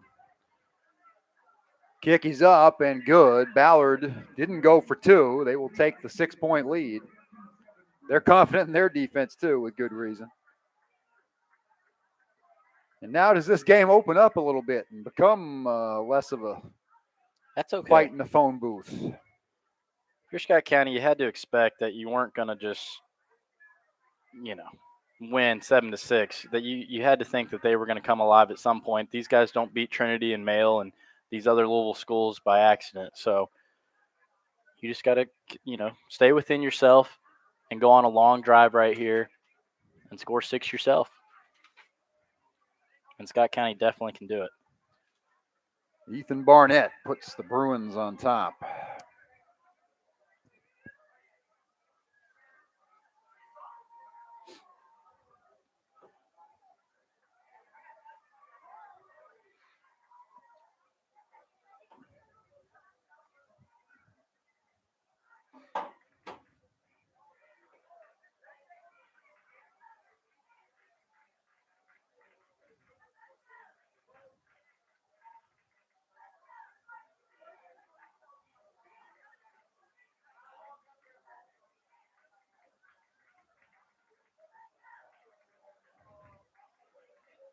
Ballard to kick it away, put their defense back to work.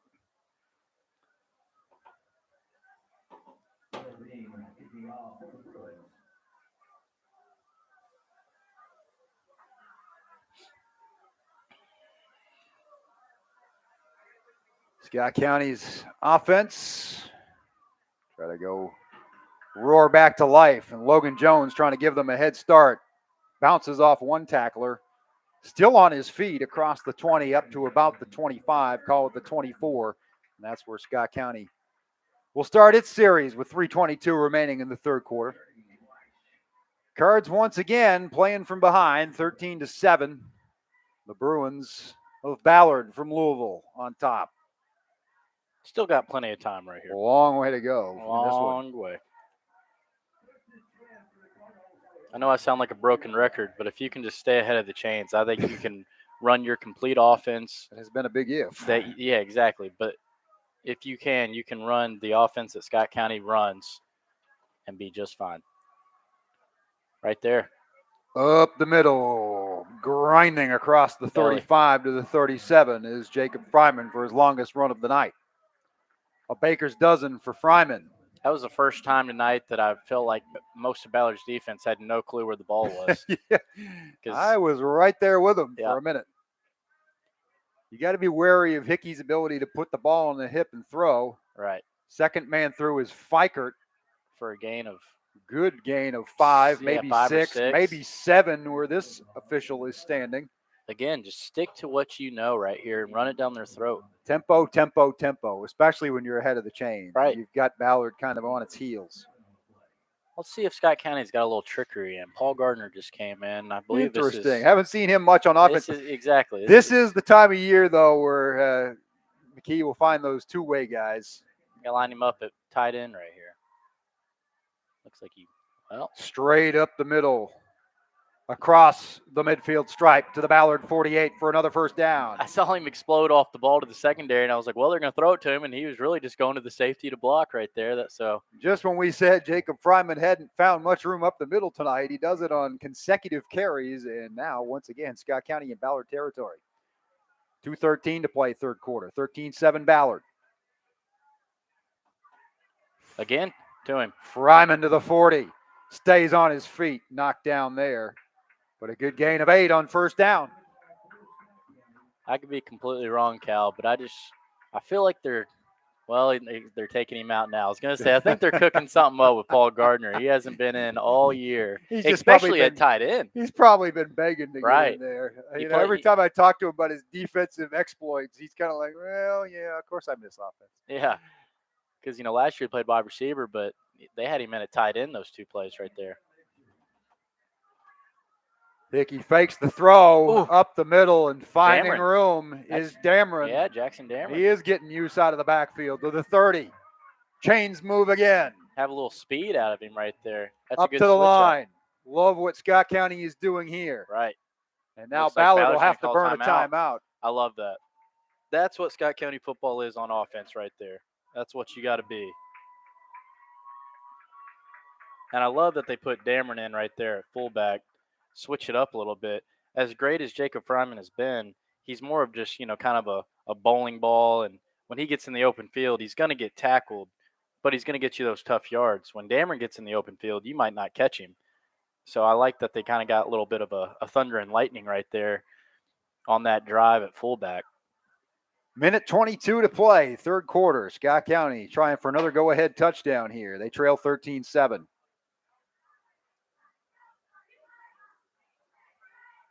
I know Dameron played fullback on the freshman team last year, but I could be wrong. I don't think he's really played it at all this year. That's why it's been a surprise. Right. Coach McKee normally late in the year going into the playoffs starts putting his best guys where they got to be to win. Mm-hmm. Yeah, last year it was necessity. Last year we saw Luke Colvin about this time of year having to run the ball and be the primary ball carrier after being a defensive leader for much of the year.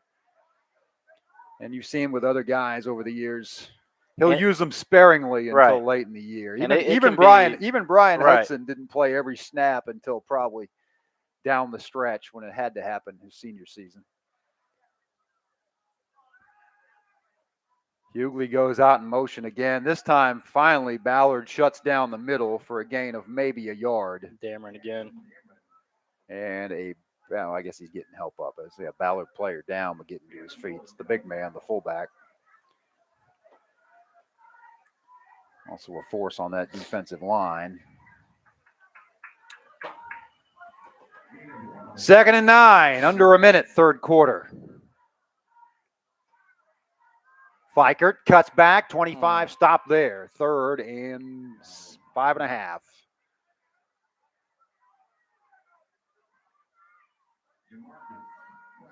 Still got Queese Brown. I was just about to say, is it Queese Brown time here? They got him one-on-one out there.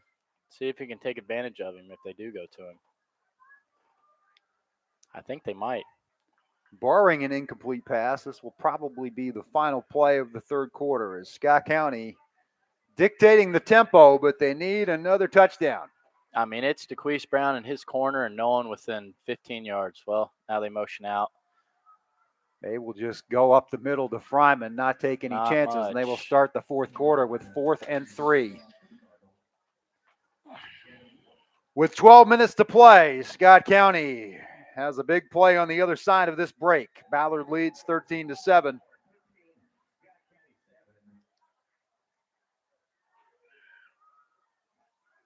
What do you do here, Sam? Pray? Pretty much.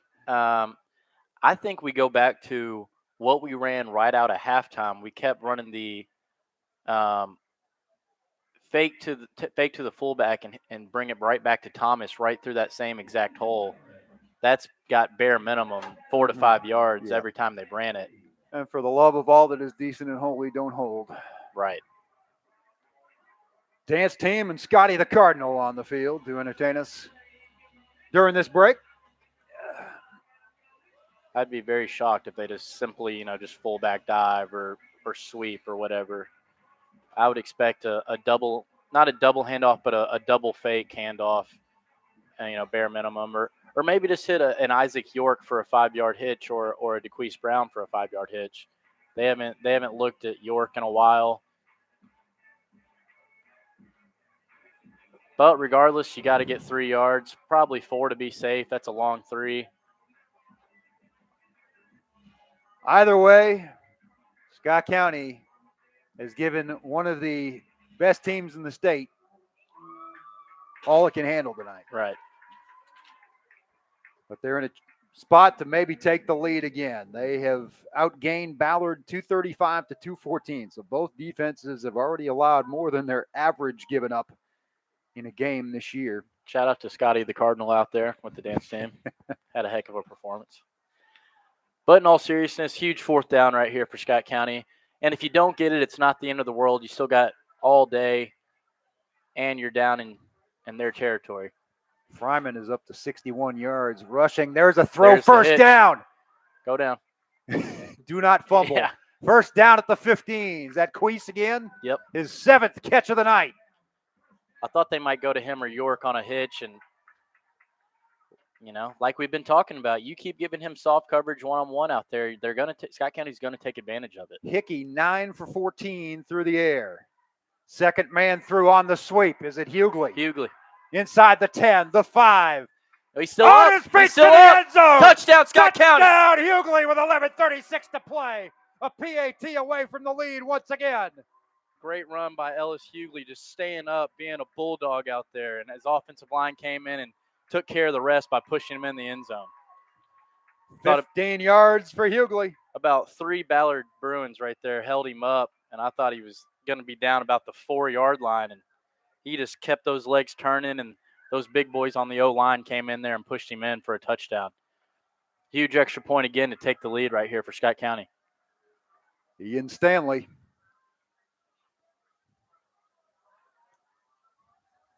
Good snap, good hold. Did he squeeze her in there? Oh, shanked it. And we are tied at 13.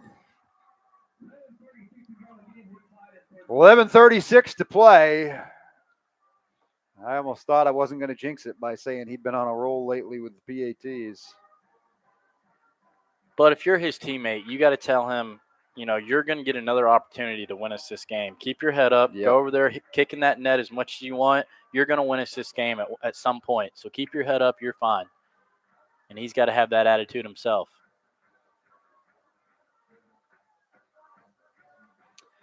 The 7th connection from Andrew Hickey to Q Brown extended the drive. And Hughley finished it with the 2nd effort.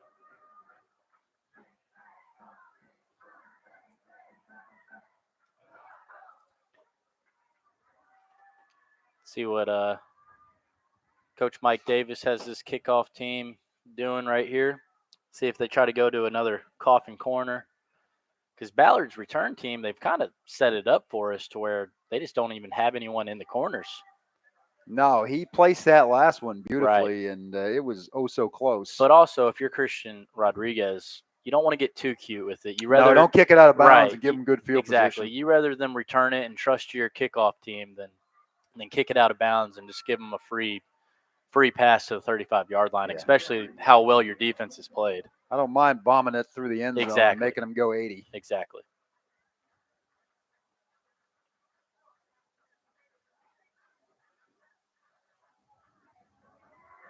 And he will try to do just that. It will bounce. It will die at the 5. Ballard finally picks it up and found a seam, but gets tripped up at the 25. Right, Rodriguez. Rodriguez, the kicker, made the stop. He might have been the last one. I was about to say, if he didn't, that could have been we sold out. Right. God and country there. God and county, baby. Yeah, that's it. Ball's at the 24 of Ballard with 11:31 to play in regulation. We saw an overtime game here at the Nest 3 years ago. Could it happen again? That one was a lot more high scoring than this. Got 2 great defenses out here. Let's see what Scott County's defense can do. Christian Hawkins. Lots of time, but Harmon closing on him. And now I think that's going to be a hold on Ballard. Yeah, it's got to be. They didn't lose a lot on the sack, so I think maybe you back them up. It's definitely going to be interesting if they do call a hold. The flag is at the 21, so it would back them up to the 11. It looks like we're going to take it. Yeah, I think you got to. Yeah, you only I lost agree. about 2 yards. Exactly. So 2nd and 12 or 1st and Now, 23. if that's a sack of 7 or 8, you right, take the then sack. you absolutely do. But with he almost got back to the line of scrimmage because he was scrambling away, and Santi just got him. I like chased him pinning down. them back here because then you tempt them to maybe get desperate and make a throw they Right, don't want to make. that they don't want to make and let your secondary, make a play. And that lets Jasanti Harmon get off that edge. You know what I'm saying? Mm-hmm. He finally did. Didn't get Right. held there. Finally didn't get held and got closed to him. in on Hawkins. It's amazing how that happens. Empty backfield, so they are going to throw it here more than likely, unless somebody goes in motion or Or a Hawkins quarterback keeps it draw, himself. right. Yeah, you got to And be that's- wary of looks that. like it's They're what going to he's let him doing. make a play. They're They've calling got it another read hold. very well. Now he throws out of it, That's coming finds back. his man. Are they going to throw a That's flag? coming Yep. back, yeah. Flags all over the place, and that's going to back them up even farther with 10:48 remaining in the 4th. That was pretty immediate. I'm not sure who came off that right side for Scott County, but pretty much right when the ball was snapped, that flag was thrown once he got around the edge. I think they're going to call it on 77 on Ballard. Ballard is backing itself into a hole here. But there was also a late flag thrown kind of around the same they're area. having a conversation. If it offsets, that would be the 2nd time tonight. Right.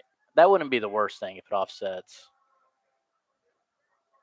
The flag's thrown at the 6. Ineligible man right, downfield. okay. That's going to be it's gonna declined. holding. The hold is going to be And that's accepted. gonna be accepted. Half the distance from the 6 will be the 3. It will be 1st and 31. As Scott County's defense, though, you have to try to keep their quarterback contained right here. You got to keep Hawkins contained as best as you can, because we've seen that when he gets out of the pocket, he makes things happen and guys get open downfield, and he's kept his eyes up the whole there. game. Right, Guy even, caught the even ball. right there, we thought we had him for a sack, and he makes a completion. Hawkins under center for a rare time tonight. Hand Just it hand off. it off, and good. You got to He's get him ready, down, though. right. He gets over the 10 to about the 12, so they get some of it back. Gain of It's 9. a good run. Still going to be 2nd and 22. Right. Scott County's defense has to keep their eyes where they need to be. They got to be, gap sound, look at their keys, focus on their keys. And the secondary, you got to stay on your man, stay in your, if you're in, in coverage.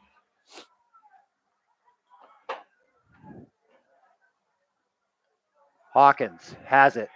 Closing in. Pocket collapses. He's sacked at the 9. Harmon, I think, got him. Harmon Yes. was the first, and then I couldn't tell. Somebody who came in and cleaned right. up. That was mostly Harmon, though.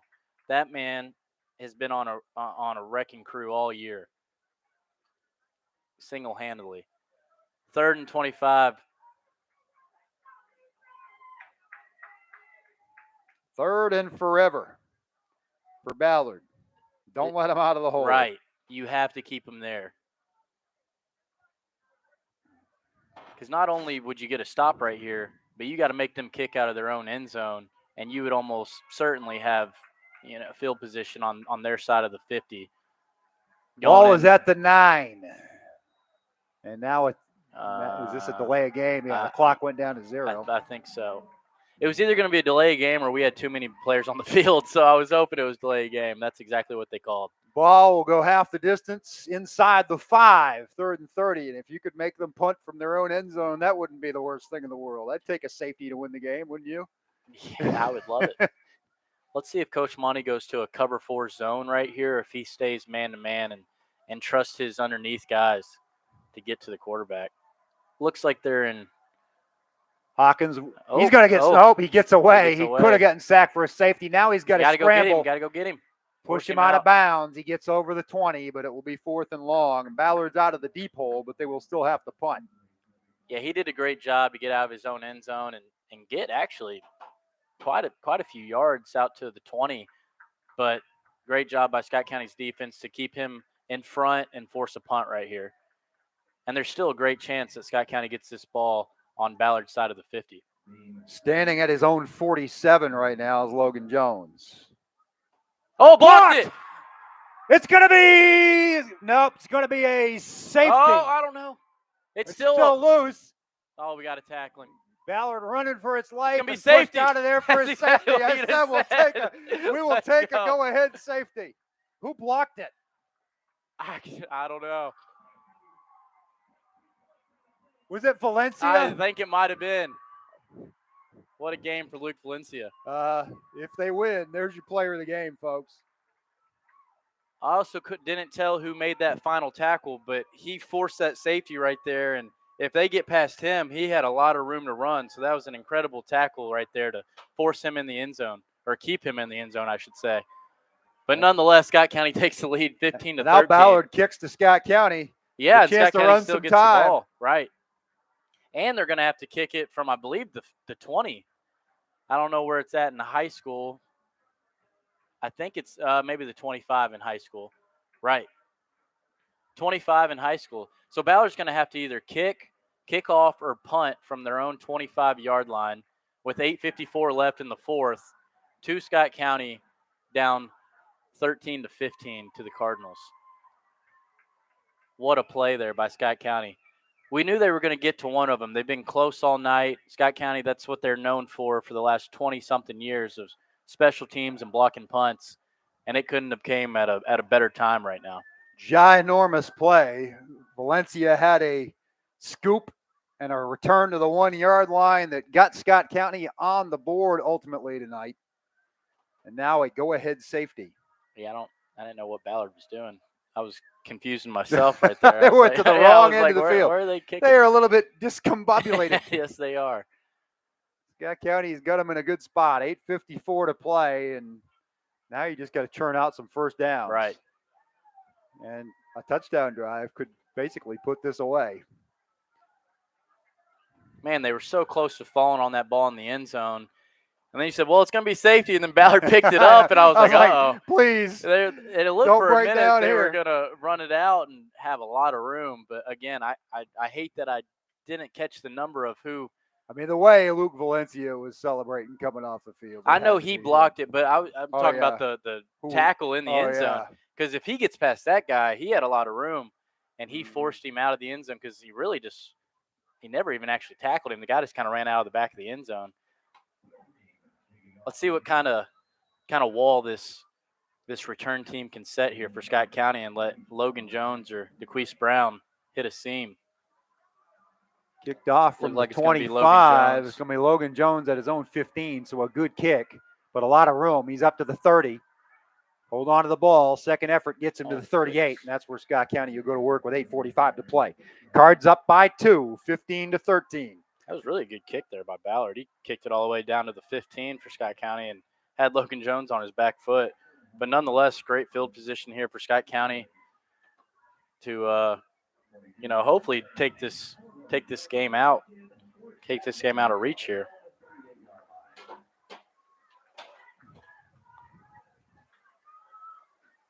"62 yards away from a potential clinching score here are the Cardinals.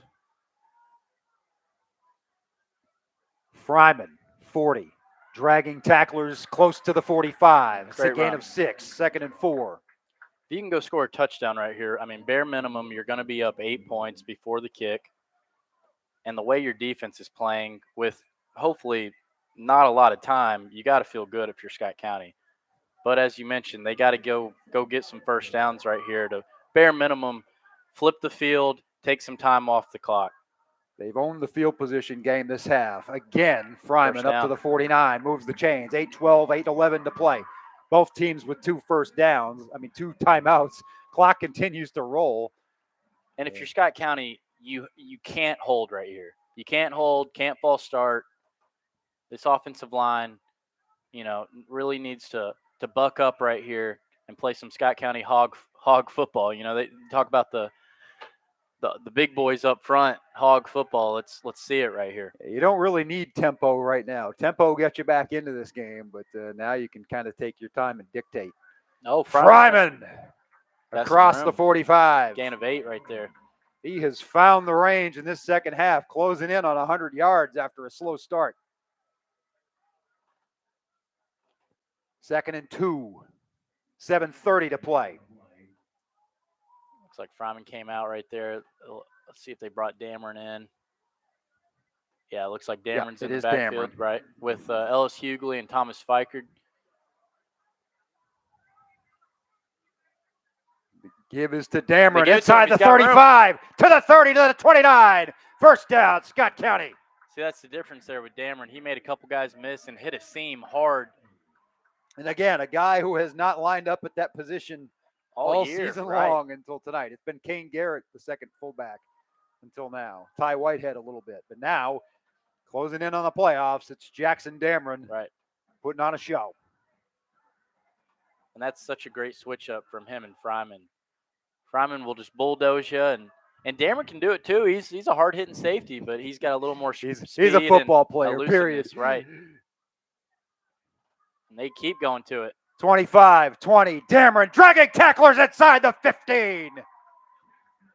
Scott County hasn't ran another play except belly right on this whole drive.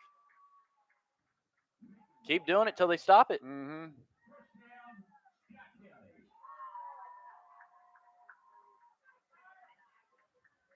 We talked about it earlier in the broadcast, but when Scott County can get belly going, they're a hard team to stop. And it's demoralizing as a defense. And right now, Ballard's defense you know looks what's a little coming. demoralizing, right? And eventually they'll spring Fikert, and he'll be in the end zone, or Hughley. Or a play action where the tight end's nowhere to be found. You know what I'm saying? So now McKee's playing the clock management game. He doesn't want Hickey to snap it. He's going to call a timeout. It looks like. Ballard almost jumped there. Now they will call a timeout. He'll use his next to last timeout with 6:02 to go. I'm not sure if Scott County didn't have the play they wanted or they didn't like the formation or what, because they were up there set with plenty of time, and they've ran it down Ballard's throat this whole drive. So they must have just really not liked something, the way Ballard was set up. But either way, it's 1st and 10 from the 13 with 6:02 left. And if you can just, again, stay ahead of the chains right here, you got to feel great if you're Scott County's offense.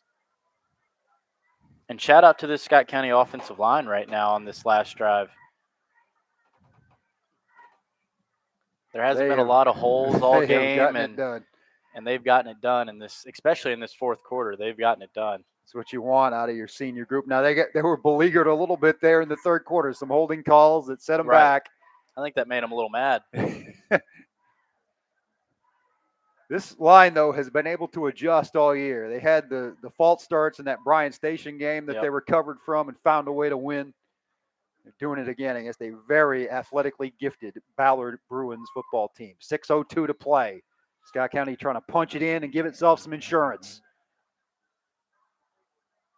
Not much there, maybe a yard. And that's okay, because Dameron on that play, Ballard completely played out of their gaps, and about 3 people shot the fullback dive.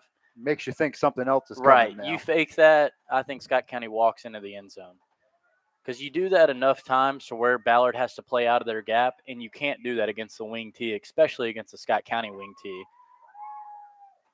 Clock ticking, 5:30. Let's see if they sell out for it again. The sweep. The sweep. Oh. Dragging tacklers to the 10. The pulling guard blocked the wrong guy. If he gets the safety, Ellis does just probably moonwalk in the end zone right Hughley, there. who scored the tying touchdown earlier, takes it to the 10. The worst part of that play is he got knocked out of bounds to stop the clock. Yeah. 3rd and 7, 5:17 to play. I expected that play to go to the other side of the field right there, not the short side. But I think now you go the other way with Fikert. Yeah. Or, I mean, they got one-on-one. Or they got Brown. Maybe a fade out here. No, Brown. Fikert in motion to that side. Now Hickey comes up 3-2-1. They're going to use their final timeout. Wow. With 5:17 to go. I hope they don't need that one later. Yep. They went with the 3 call. Scott County only goes off 3 or 2 cadences. It's either on on 1 or on 3, and they try to get a guy to jump. They tried to go with the 3 right there to get a quick 5. Ballard didn't go for it. See what they draw up right here.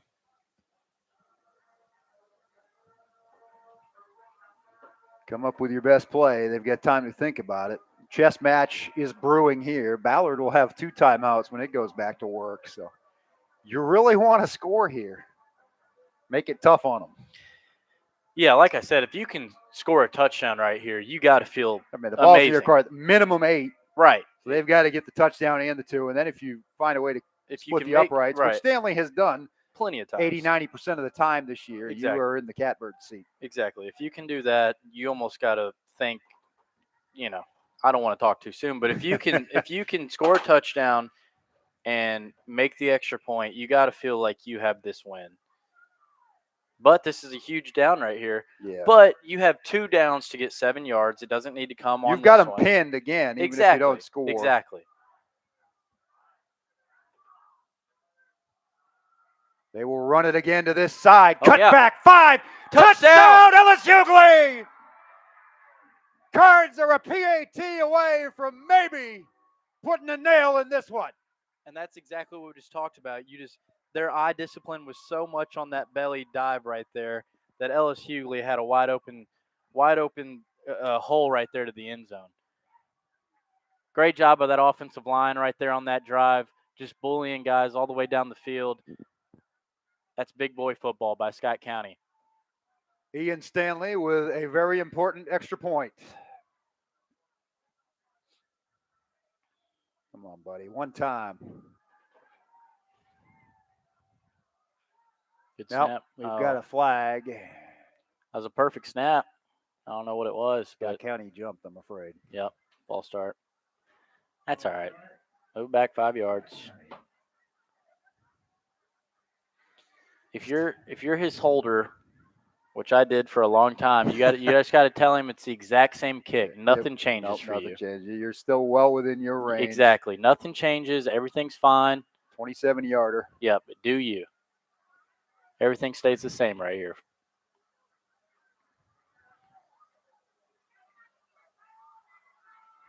Good snap. Good hold. Good. Got it. Kick. 22-13. Cards have a 2-score lead with 5:10 to play.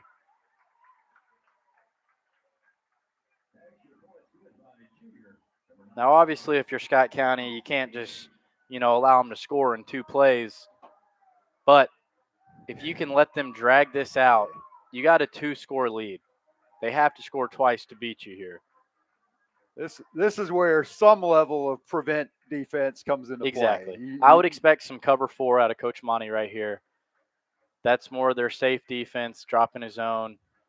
But I definitely don't. I don't expect Jasonte Harmon or anybody else to not go after the quarterback. He's still going to bring some pressure on this guy, right? But just in the secondary, I expect maybe a softer coverage and try to bleed some of that time off the clock. And when you're in that coverage, my junior year, we led the state in interceptions, and we played a lot of cover 4 because those quarterbacks, they see zones and they think they have an angle at it. And in that zone, you got 2 safeties and 2 corners that can just jump those routes at all times, and you get tip balls and everything else. So hopefully, maybe Scott County can luck out on an interception right here also. That'd be a good way to end it. That'd be fantastic. Another thing we're learning tonight, Sam, there's 37, 38 teams in 5A. Only one of them is better than Ballard other than Scott County. I agree. So they're learning that they should make a run. Got to contain this kick return, though. They force it to the sideline. Let go of him. Yeah, don't throw him down. You push him out at the 32. Oh, God. There and it a goes. dive. I don't know. That's on Scott County. Yeah, I guess so. And the bat, Logan Jones is getting an earful from it was Coach actually Monty. on DeQuise Brown, which he really just came to his teammate's defense right there. And you know how it is. The second man always gets They always see the guy who retaliates. Yep. It's going to put Ballard close to midfield. Definitely not what you wanted. 5 Nope. minutes, 2 timeouts. They need to score twice. Right.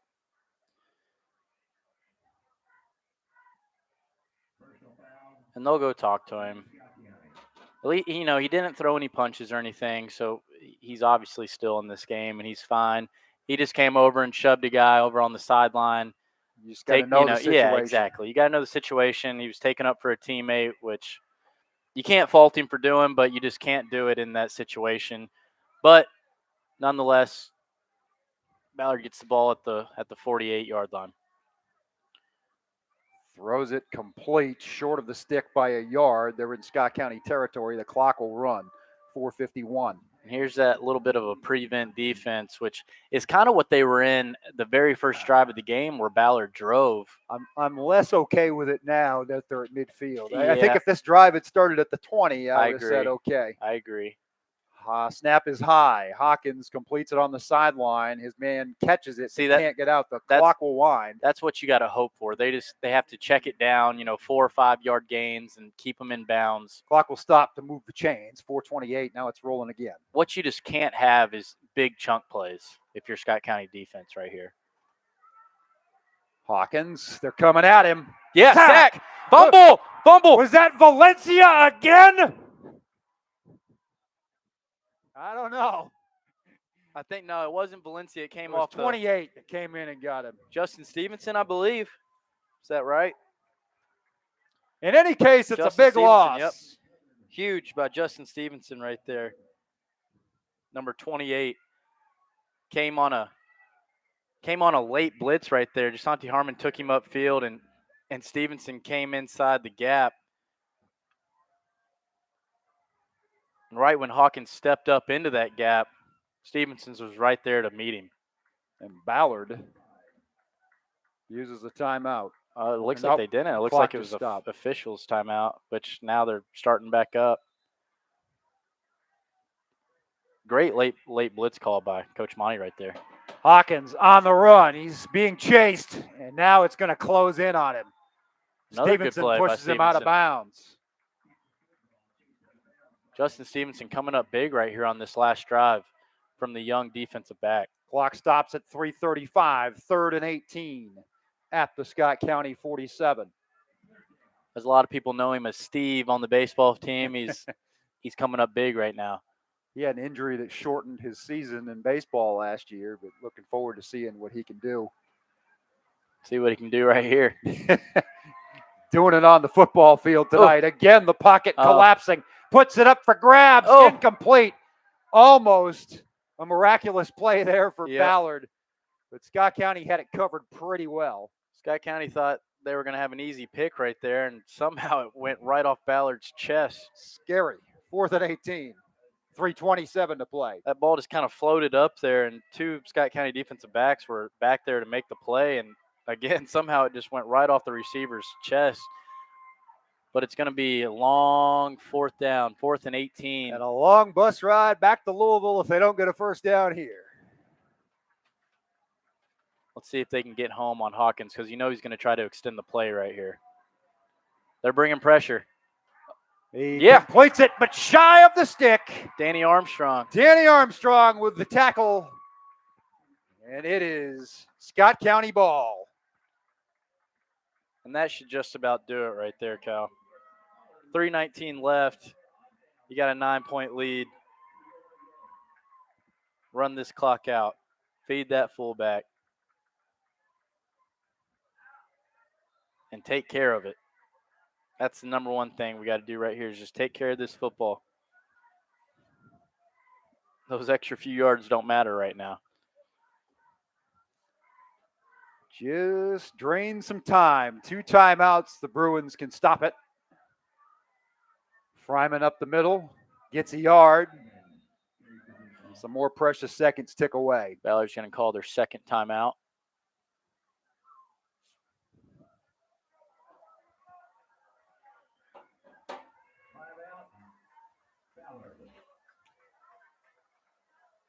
The consensus top 10 team overall in the state. I believe they were ranked number 6 in the Cal Preps rankings, which is probably the Max Preps. I saw really a lot of the ones people use is the KSR rankings, and I saw them as high as number 3. Yeah, they have been at some point this season. Right I now, think they're 3 or 4. right now they're third in 6A behind St. X, and who got second? I last actually week? think the one I saw this week, they were number 2 behind St. X. Maybe. I think it went St. X, Frederick Douglass in 5A at number 2, and then Yeah. I was just thinking the standalone 6A Right. that the AP puts out. Yeah.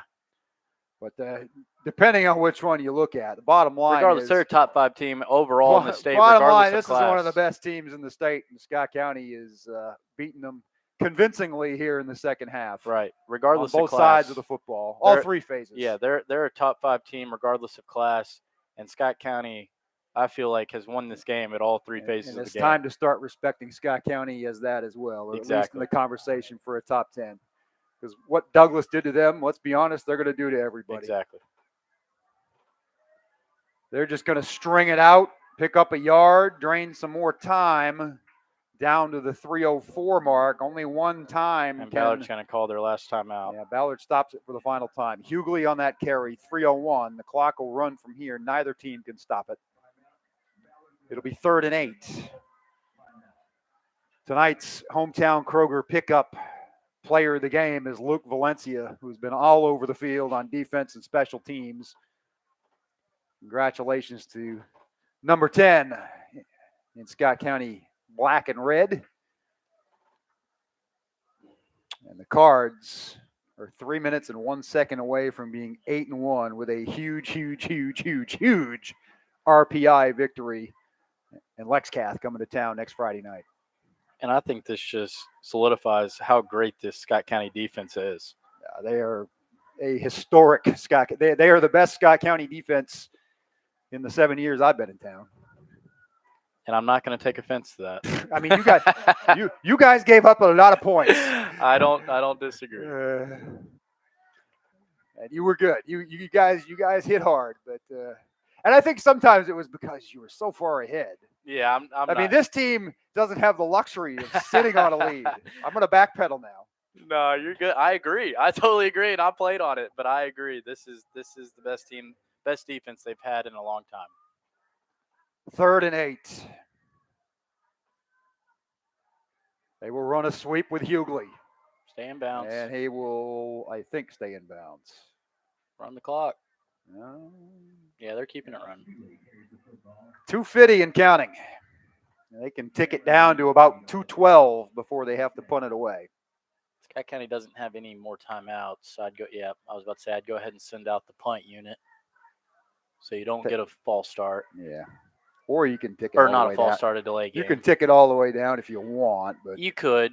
I'd rather punt it, and then by the time they run a play, there's 2 minutes to go. Exactly.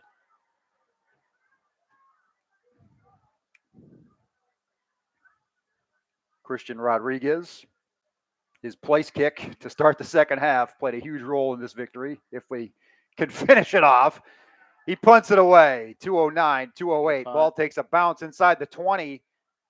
Scott County will follow it there. It's still players and the ball both bouncing around.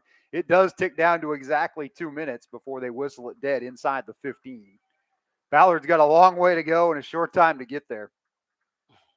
It's a good way of putting it. I don't even think the Bandit could get there right now.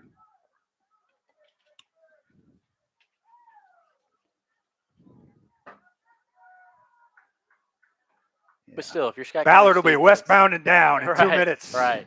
If you're Scott County's defense, you obviously don't want to give anything up cheap right here. You played such a great game. Keep it that way.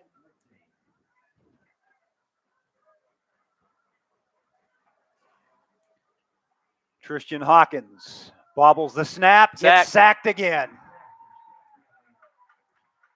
43. Who are these guys coming in?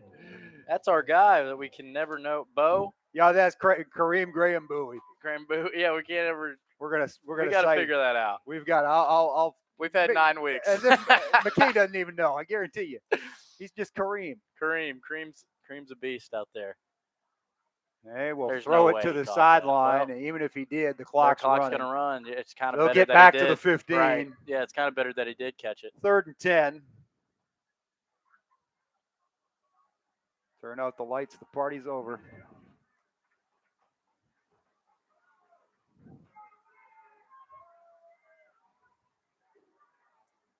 Incomplete. Throws it out of bounds. Ballard will have one more play before Scott County likely kneels on a 22-13 victory.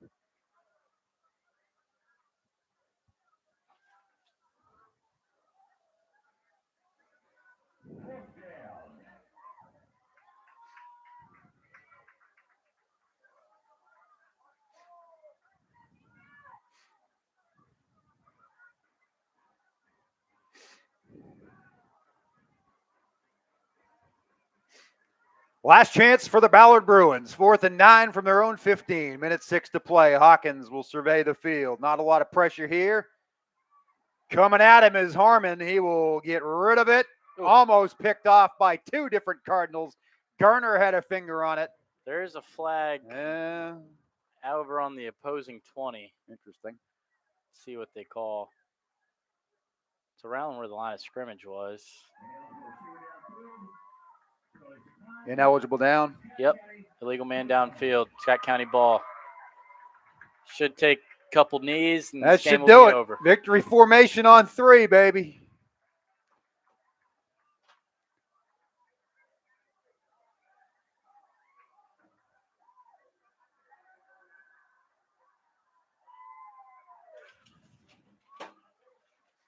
You said it earlier in the broadcast. In any sport, this game is always a battle. Scott County and Ballard. Cardinals stepped up to it tonight. Andrew Hickey takes the knee. He'll have to take another. And this one will be in the books. Your hometown Kroger pickup player of the game one more time is Luke Valencia. Big fumble return, big block kick for a safety. They put the team ahead for good. And the Cards will be 8-1 with number 1 in 4A, Lexington Catholic, coming to town next Friday night. Yeah, as great as this win was, Got to keep you on got to keep trucking. it going, right? You can't have a letdown next week going into the playoffs. You want to keep that momentum going. And, man, the Cards are hot right now, and it's great to see. Your final score from Bird's Nest Stadium as McKay pumps the fist. That's a big, big win for this program and this team. 8-1 are the Cards, 22-13 over the Ballard Bruins. Any final thoughts on this one, Sam? You got to be a proud alum tonight. Oh, I am, no doubt. I always am, but especially tonight. And just a great showing by Scott County, but especially their defense. Coach Monty had an excellent game plan, and they executed it greatly against a top 5 team in the state. And like I said, you got to keep the momentum going. I think Scott County will, and they'll be firing on all cylinders going into the playoffs. On behalf of Sam Sutton, James Scoggin, Mike Scoggin, DT Wells, I am merely Cal Oak saying good night, God bless. Your Scott County Cardinals are on a roll. They've allowed only 1 offensive touchdown in the past 4 weeks. They go to 8-1 with a 22-13 victory over the Ballard Bruins. Good night, everybody. Go Cards.